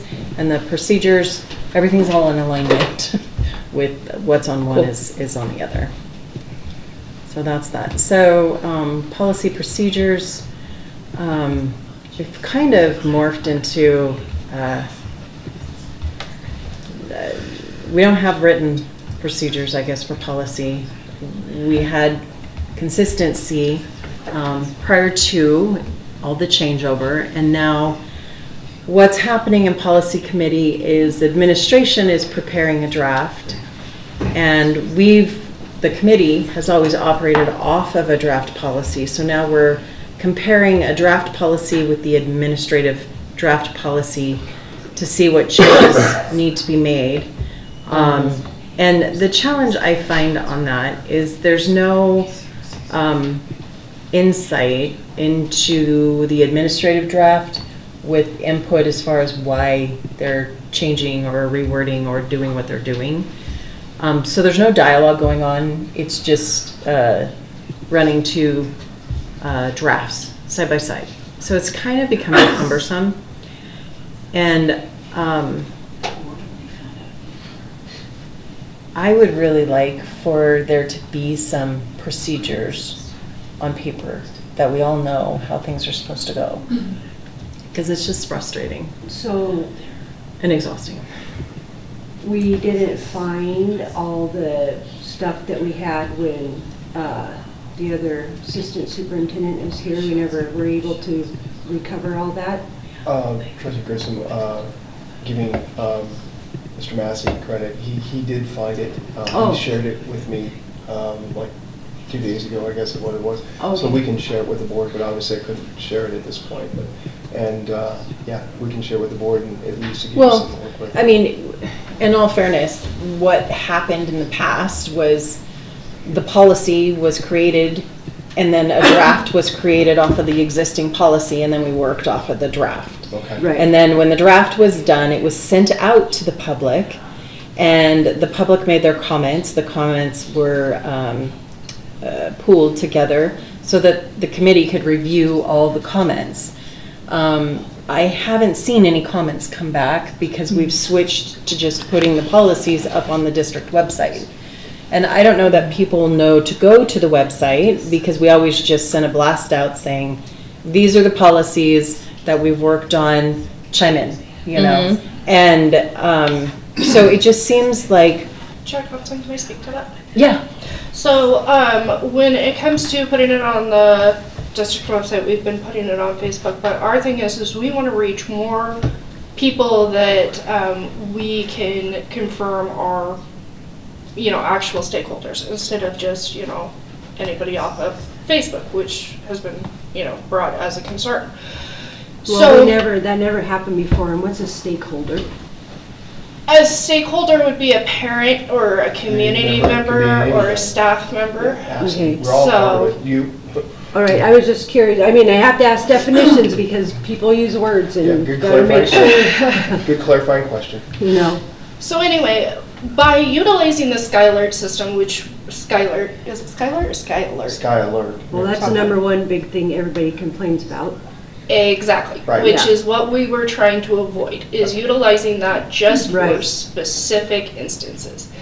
There is no email list that exists. Well, there is, but we can't there's find not. it, obviously. Well, okay, here's what happened at the last meeting. It was all supposed to come back to the board so we could go Chairperson, through can I it. please finish? Well, but we're in a procedure process when we never got the other process back. And that's fine, but can I please finish so Yeah, I go can ahead. explain it? So we've searched the drives and it doesn't exist. It just doesn't exist. Well, it did. We used it for years, so maybe you can't find it or it got put somewhere else, but it's there, so we need to contact. Is it? And we're trying to explain that it doesn't exist. Yeah. So what we have as a suggestion that we would like to do is I'm talking with technology right now to create it to where we can put it on Class Dojo, where it reaches the parents without blowing up their phones for a Skylar. That way we can ensure that parents are a part of it. Well, we already had that figured out. We needed But go we back, didn't. put the thing back on the sign-up form that was on the website, back on the website. That's the same way we collected And their that emails. would be great, however, it would bog down the email. It would bog down my email to where it would... Well, don't email it to you. Email it to policy@lakeland272.org. That's fair. I mean, And- use it all separate to keep it, so And that doesn't happen. That's fine, but you've also expressed concern about having these applications or sign-up sheets. So this would just ensure that we are reaching out to We already parents. had them before, and this happens to be. Okay, I apologize. This happens to be the board's procedure, not the clerk's. Okay? So let's keep that Vice Chair straight. Grissom, Well, I don't the appreciate your tone in your email and your tone tonight. I don't appreciate My it tone either. in the email, Yeah. I'm not quite So, sure what you're discussing. I asked for it to come back to the board, whatever we And that's came what up we're with. doing. Yeah, he just said he's gonna send it to the board so we can look at it, so we can get it revamped again. And all I was on there. doing was trying to explain some suggestions that we had that would help bring the two Right, our but stakeholders without blowing up their phones. right now on the website is policy 3280, equal education, non-discrimination, and sex equity. That hasn't even gone through the committee. Yes, And it this- has. Where's that at? It's on the website, That has but gone that's through the been com- up there for weeks. Chair Thompson, that has gone through the committee. We have looked at it. It was brought to our attention by CFO Grantham that there was some changes that needed to be made. It did go through the committee did look it over, and it was suggested to be put up there. I have it on there, and if you look at our agendas, is one that has come back that does have a response from a community member. But it's just, we are looking for other ways to get more people involved that's gonna help without blowing them up. So we have we have no record from the previous assistant superintendent. We don't have any email records. If I can jump in here. I was able to find in Dr. Pesley's drive, which she generously left me access in, all of the procedures that she had in place, all of the documents. Those were shared with Mr. Taylor shortly after the last meeting where we had this conversation. I was not able to locate that email list, and what I'm hearing is that's the shortfall right now. Would it be appropriate to ask for direction in lieu of using that same list of people I guess, would it be okay to cast a broad net once, gather input, have a sign-up sheet, find some way to get input from any community members who were interested and start that list over? Yes, there was a sign-up sheet on the website for policy that they would go to the school board's page. Yeah. That was on there. So I just brought up one of the stakeholder inputs from the collected responses back for when we sent it out there. So it's the form response off the website. So they're there somewhere. I don't know where they went. Those do not have access to their emails. There's no emails. There's no contact information. There's nothing. It comes from these people that I cannot reach out to. Well, do you have access to Lynn's email account? I'm just curious. IT has to for record retention. Not directly, so. but we can get those emails. Yeah, Okay, I can't peruse them, but we can and that's search. fine. What I would recommend, because Assistant Superintendent Pasley was diligent and always sending out the agenda to everyone. She was. So everybody knew. So there has to be a list of emails when she sent the agenda out, because she always sent it before the meeting. Yeah. Where she accumulated those, maybe we don't have that documentation. I don't know. But it sounds like... So it came from a no reply address, which Tech would have, and it was through Spark Postmail, whatever system that is. And it linked to the stakeholder input information on the website. It brings up the form when I click on it, and then it also brought up the draft policy and the other policies. So, Can you forward that, yes, that I to can. us? And then that'll help us. and helps Sierra, more importantly. I can also look back from when I was clerk and see Right. if I can. I was gonna say, we would have to have those records. We can't have disappeared because that's against the law, because we have a records retention schedule that requires it. Yeah, in everyone else's defense, that's where I stopped in my search, and I want to own that. I looked through the drive, I found the procedures, and shared those, and I did not go into her email, and so I absolutely can pick up at that step. Yeah. And somebody is the owner of that sign-up sheet. I'm assuming it had to have been Lynn or a board clerk at one point. That sign-up sheet's still on, under policy committee, under board. So maybe it's asking technology who owns that form to be able to find the records. To find off those of that. where they've come into. But none of us is the owner of Yeah. that. Yeah. So. Okay. Right, and then, and then How there many should clerks still be, work here? there should be a spreadsheet, out there too, Chelsea. that has all of that information, Because she because came the up with form it. fed the spreadsheet. Correct. That's where everything came from.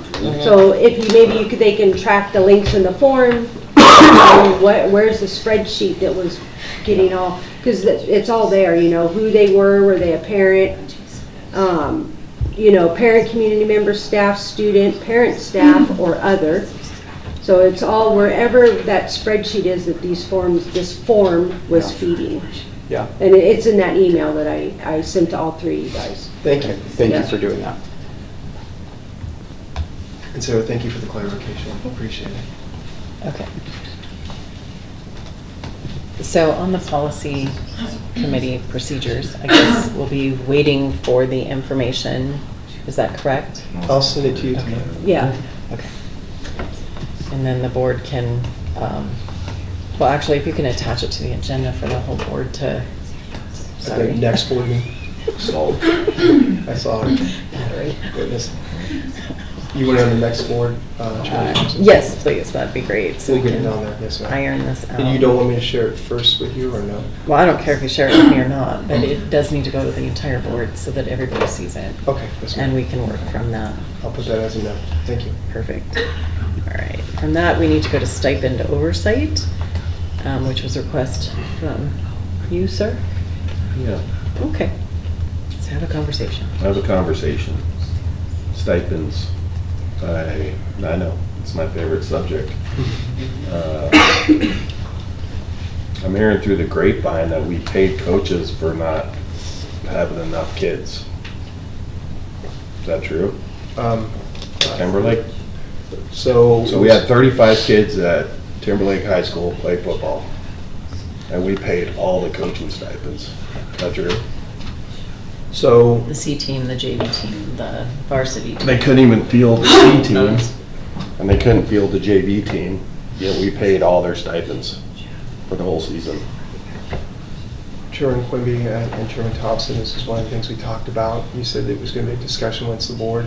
If you would like to give us some direction on the information you would like, we'll gather that information and share it with the board. What I'd like to know is, do we why. have an oversight, have oversight over the stipends? And So- if we do, do you mind if I just speak with the HR Director Cunningham? Of course. If we do have oversight, what does that look like? Because people are allocated their stipends based on what they're signing up for.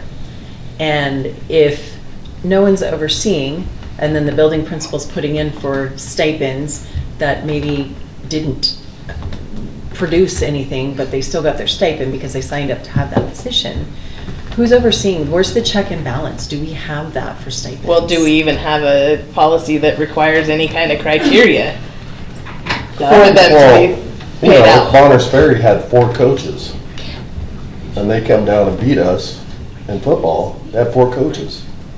I don't know how many coaches are at Timberlake. So Trustee Quimby, so there was back in 2021, there was a document that was put together about for each program, how many coaches are allocated, if they're like 3A, if they're 4A. In football, it wasn't based upon, from my understanding, it was not based upon if they had a C team or varsity JV or if that type of thing. It was based upon, they were dedicated, like, I believe for Timberlake, they were allocated for that program in itself, 1 head coach and 7 JV coaches, or 7 assistant coaches. And then if there was additional participants, they could add another coach to 1 to 10. And so this year, they had 7 paid coaches. So they were actually 1 under what they're able to have for the program. Now, maybe that has to be visited, and I do depend on the ADs to give me, for checks and balances, to give me the accurate information, because I can't go to every single game and count up. So the ADs, I'm trusting that they're giving me accurate information. But we were 1 under, according to this document at Timberlake, we were 1 under what they are allocated. What I was going to say, can we please get that Yes, document? I absolutely can provide the document. I know. Jason might remember. Yeah, Jason, if you... Well, no, I know that in the negotiated agreement, and it may have been 21, I don't remember what year, but it was several years ago.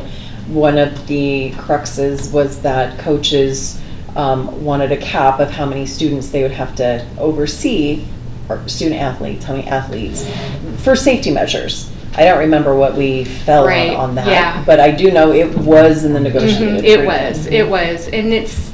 But I guess the struggle is, do we have, it sounds like you are relying on an AD if they have a coach that's signed up for, say, golf, and there's no golfers. But that AD can still put in for that stipend, and you can still pay for it. They don't even put in though, for it, though.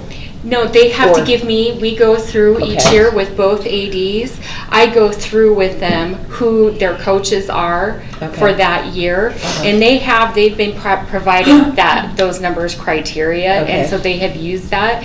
And so, if their program is based off of, like, football, they base it off of positions apparently. And so that's why they ended up with it was at that time they were 3A. I think they're now 4A. And so they were allocated based off of that. But we didn't move size of, Timberlake didn't move size of school. The categories, A, 3A, 4A, those were reorganized. So we should have stopped and looked at they're still off of 3A numbers. They're based off of 3A numbers currently, even though they're 4A. That's how they're basing their coaches still. And so they still that would be accurate, because the categories have moved, but our number of kids in the school hasn't moved. No, it hasn't. And so they've maintained I'm just saying, if an AD knows there's not enough kids to have that many stipends, they should turn them in. Absolutely. So absolutely. That's all I'm asking. Yeah, and I can show you. Or after the contracts are issued.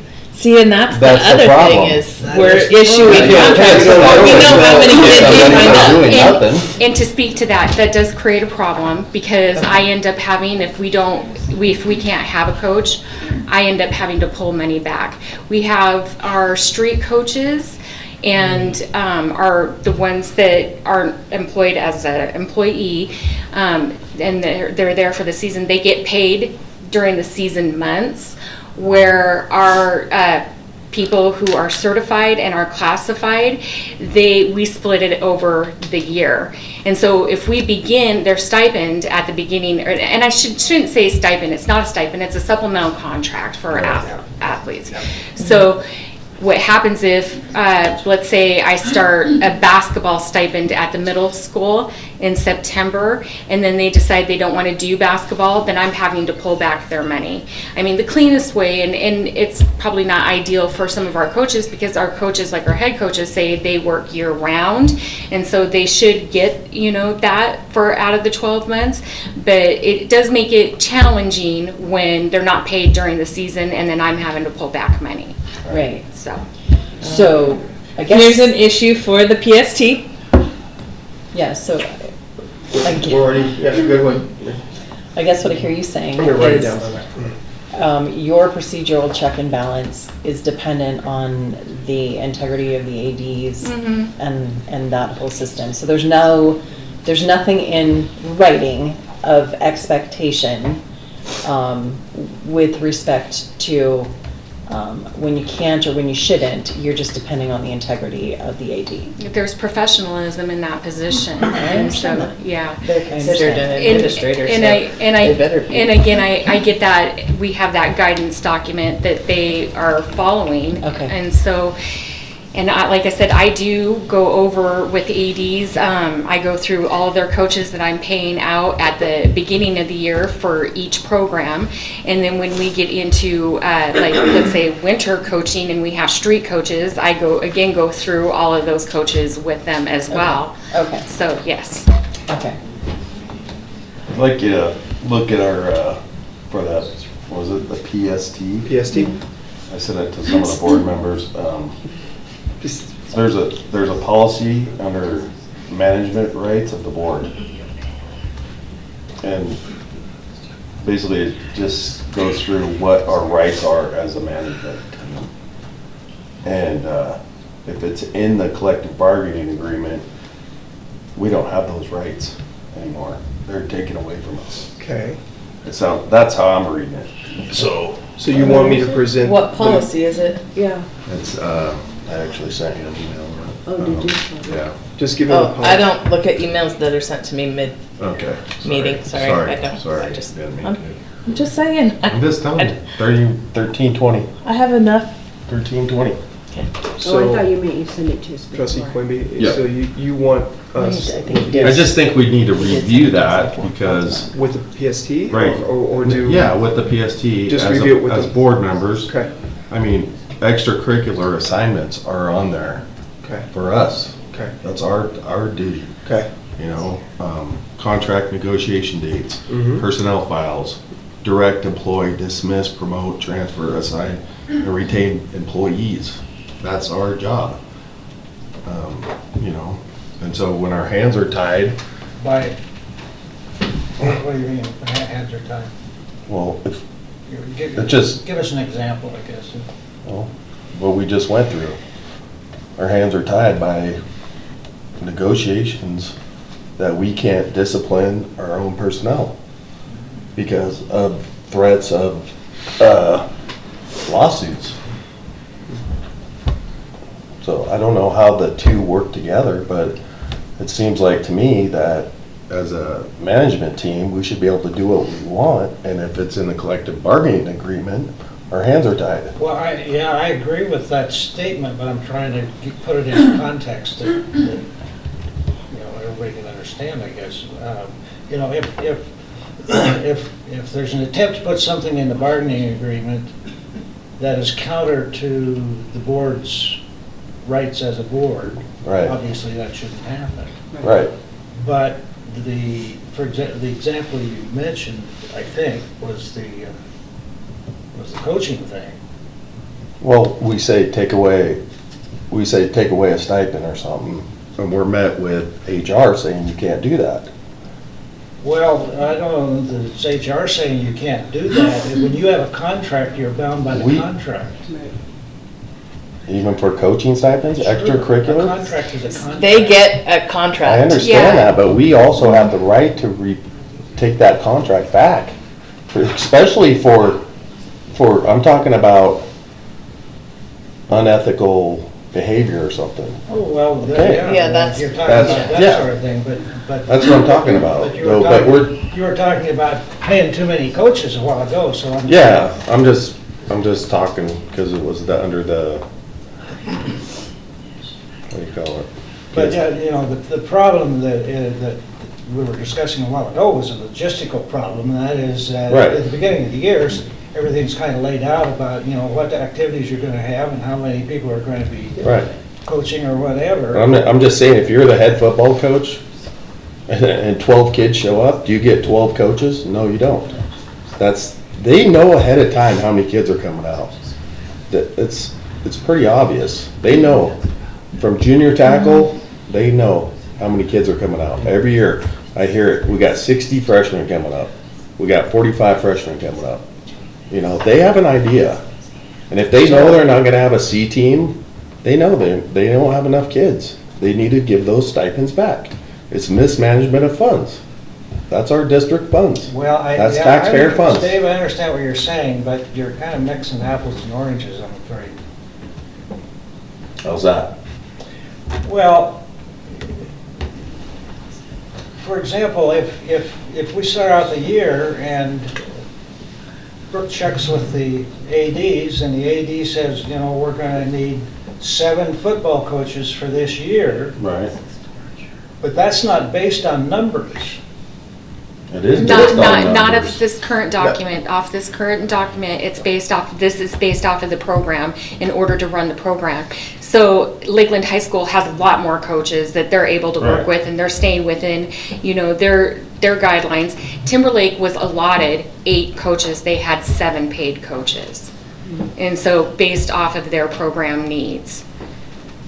So again, I will be more than happy to provide the board the document that we work off of, so you guys kind of have a clear understanding of where. I'm just saying, if you don't have to, if you're I understand minus 2 exactly what you're teams, saying, but what we need to do, based on what you're suggesting, is go back and revisit. Do we want to assign the number of coaches based on the program or based on the total On number the of turnout, students? yeah. Right. well, because In usually, some sports, it's almost that way, because it's a safety concern. discussion that, you know, proper supervision ought to be. Right, in football, football's a huge one, a huge one. Right. If you have 100 kids, you probably need 10 coaches at least, right? Well, that's why that guidance document was created. It was Right. to give us that guidance, and yeah, that's how we use it. So anyway, let the PSD figure it out. Yeah, but that's not good. And I'll be more than happy to share that document with the board. There's you. actually verbiage in the negotiated agreement right now that says the district does have the opportunity to, based on budget, to not Jason, if you want to allow- come up and talk into the microphone, you're more than welcome. I'm sorry. That's okay. Jason Bradbury, LEA president, teacher, former coach. The negotiated agreement does have something, that there's a clause in there right now that says due to budget constraints that the district has the freedom to eliminate a position if it's not feasible. Right. So you're under the guidelines right now but I think the problem is coming from Brooke was that I don't think anyone knew about it. So I think those systems need to be relooked at in the PST. It says lack of work or funds under conditions where continuation of such work would be inefficient or non-productive.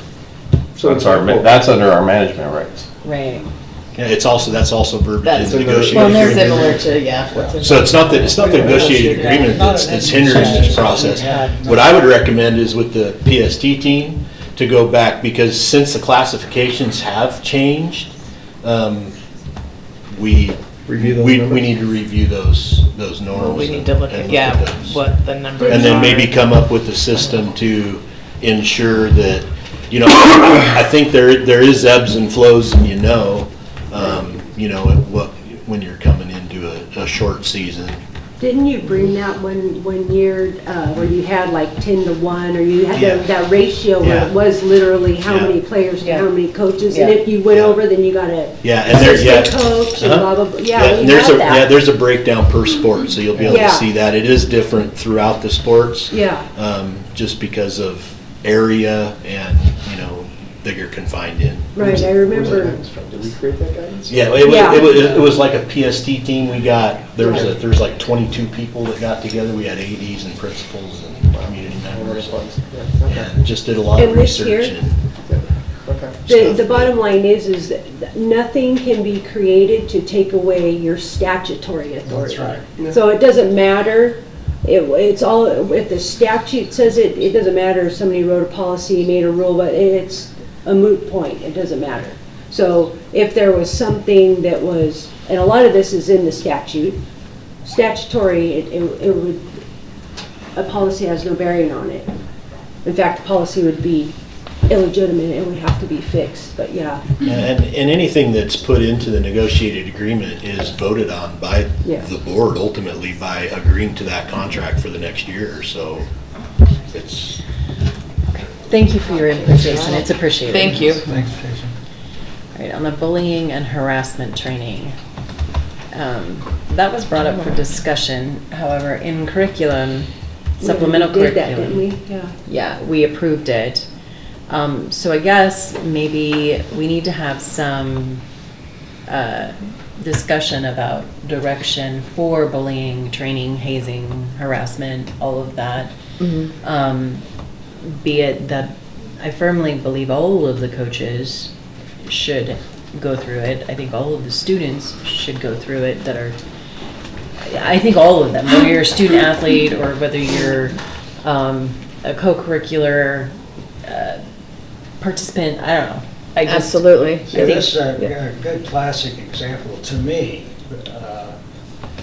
I think everyone, not just coaches, should teachers, parents, everybody participate in that kind of training. And if there's your PD. From a professional standpoint, you came to us and say we want to spend $5,000 to do this program with these people, and here's everybody who's going to be included and so on and so forth, then that makes some sense with respect to professional development, rather than just say we're going to hang some money out there and see what happens with it. See who bites.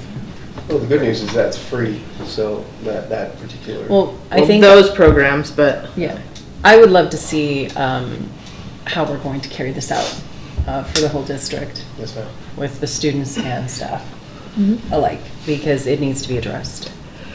Yep. Okay. Trustee Thompson, I have orchestrated a letter in regards to, asking ADs, and obviously, Timberlake's already implemented their program, but I wanted to give guidance across the district in regards to making coaches aware of, bullying and or hazing. So I've orchestrated a letter shared with the ADs to just basically support the vision in regards to, we need to make sure we're having these conversations with coaches. I didn't go to the extent, by all means, if the board decides to require the video trainings that Timberlake is requiring, but I highly recommend it, and I also gave the link to the trainings and thought it would be in their best interest to review. So that's where we're at. I just wanted to give you an update. And if the board wishes something else, that'd be fine.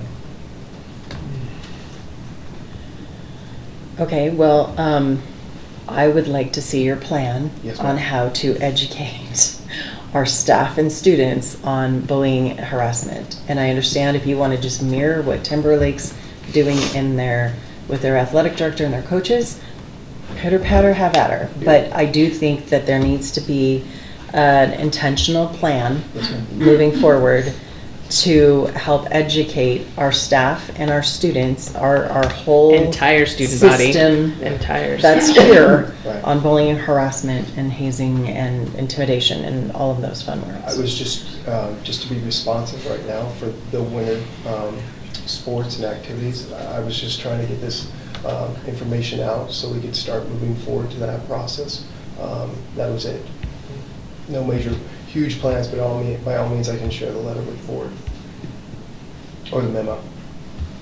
Do you think you can begin working on an intentional program layout of how we're going to tackle this with everybody? Yes, ma'am. Perfect. That's what I'm looking for.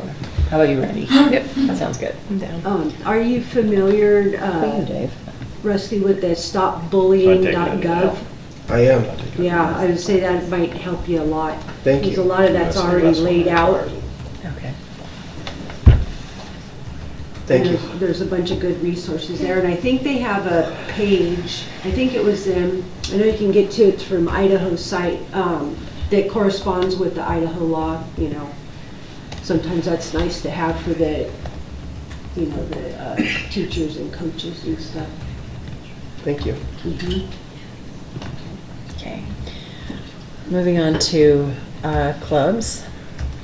I received an email from a parent, which is what prompted me to ask information and then to have a conversation about this on at tonight's meeting. But then I also asked for an action item after the club, simply because I mean, I'm bothered. I did see your emailed response. Yes, ma'am. Where you're stating that Mr. Hoffman asked you to make the decision. Chairman Thompson, if I just a moment, clarity. I will tell you that I'm going to, I have to own a mistake. In the policy itself, there is a procedure where the review goes, it starts with the principal, he submits it to the superintendent for review, and then from there, I submit it to the board for approval. And so I'm going to fall on that sword and apologize, and I'm glad that you brought it up. I overstepped my boundaries, and you have my apologies, and you have the information I provided. So. Okay. So now you do understand how we run how we run clubs. I messed up. Okay. Yes, ma'am. All right. And yeah. I do apologize. It won't happen again. So on that note, we do have an application for, it's taking a moment, Club America. It's being brought forward by a student who has, and just so you know, when we have these applications, we don't redact the person's names that are on them. We never have in the past. The parent specifically asked me to. Okay. Okie doke. So, typically when they come forward, they're not redacted. I respect that the parent asked that it be redacted. But we have a staff member that's willing to sponsor the club.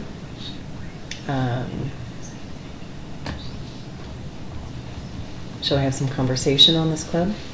Because we do need to vote on whether we're going to allow the club.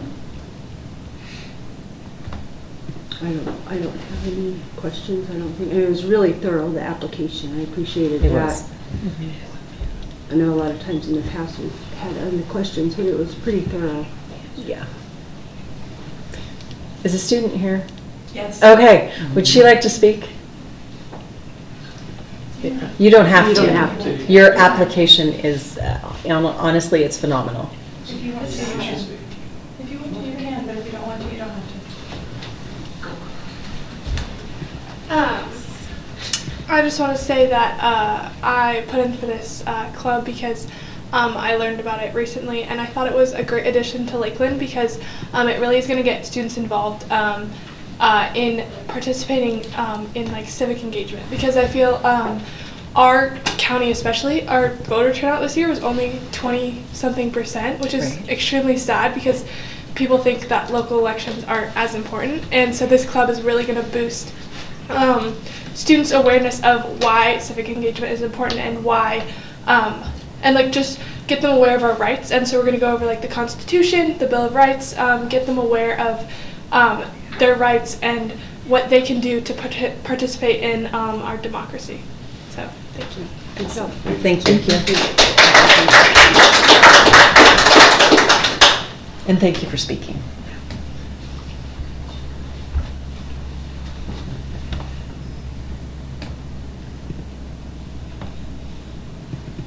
Any conversation that you had on the club? I don't have any. Okay.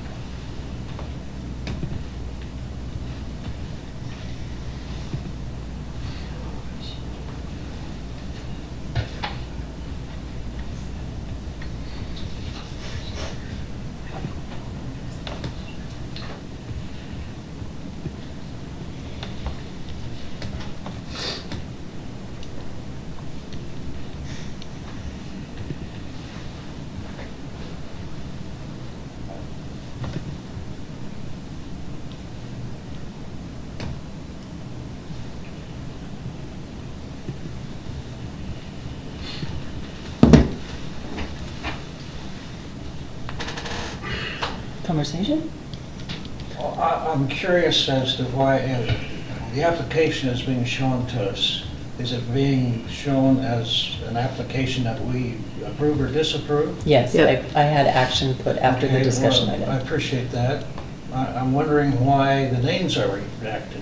As the clerk, when I asked that, the clerk pointed out that the parent asked for the student's name to be redacted because it was coming before the board, not on the club platform, I guess. You know, I'm trying to remember, I don't think we've ever approved one in the past that didn't show who the student sponsors were. The name is on there. It was turned into the principal and the superintendent when it got denied. Okay. The name is on there. It's just that we didn't know. It's Okay. a very hot button issue, Right. and it could be picked up by media. We didn't know it was going to happen tonight, and I we're respect looking that. out for the best interest of our child. I understand. Yeah. Thank you. So it is on the application. And I will attest it was on the application. I think it's on the We're one not in our entitled to email, know isn't it? who it is, though, huh? I think it No, was I never emailed used to it. all of us, and the name is on the email. I mean, it's on the application. Yeah, I haven't seen that, I'm sorry. Yeah, then the email was sent to us All right. with all the information, and the application was not redacted.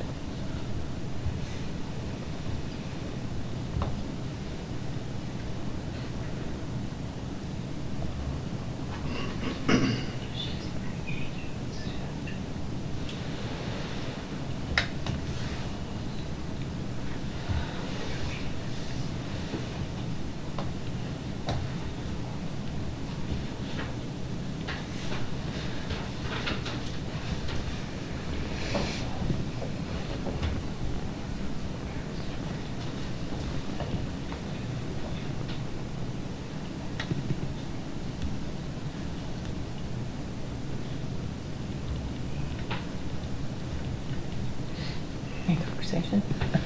I was thinking. Okay.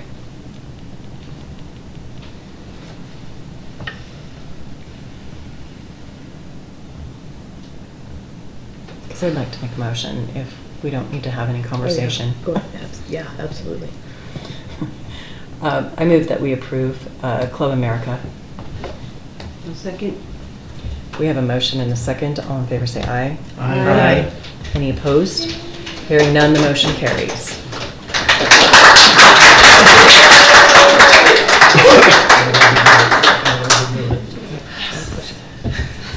I said, don't push it.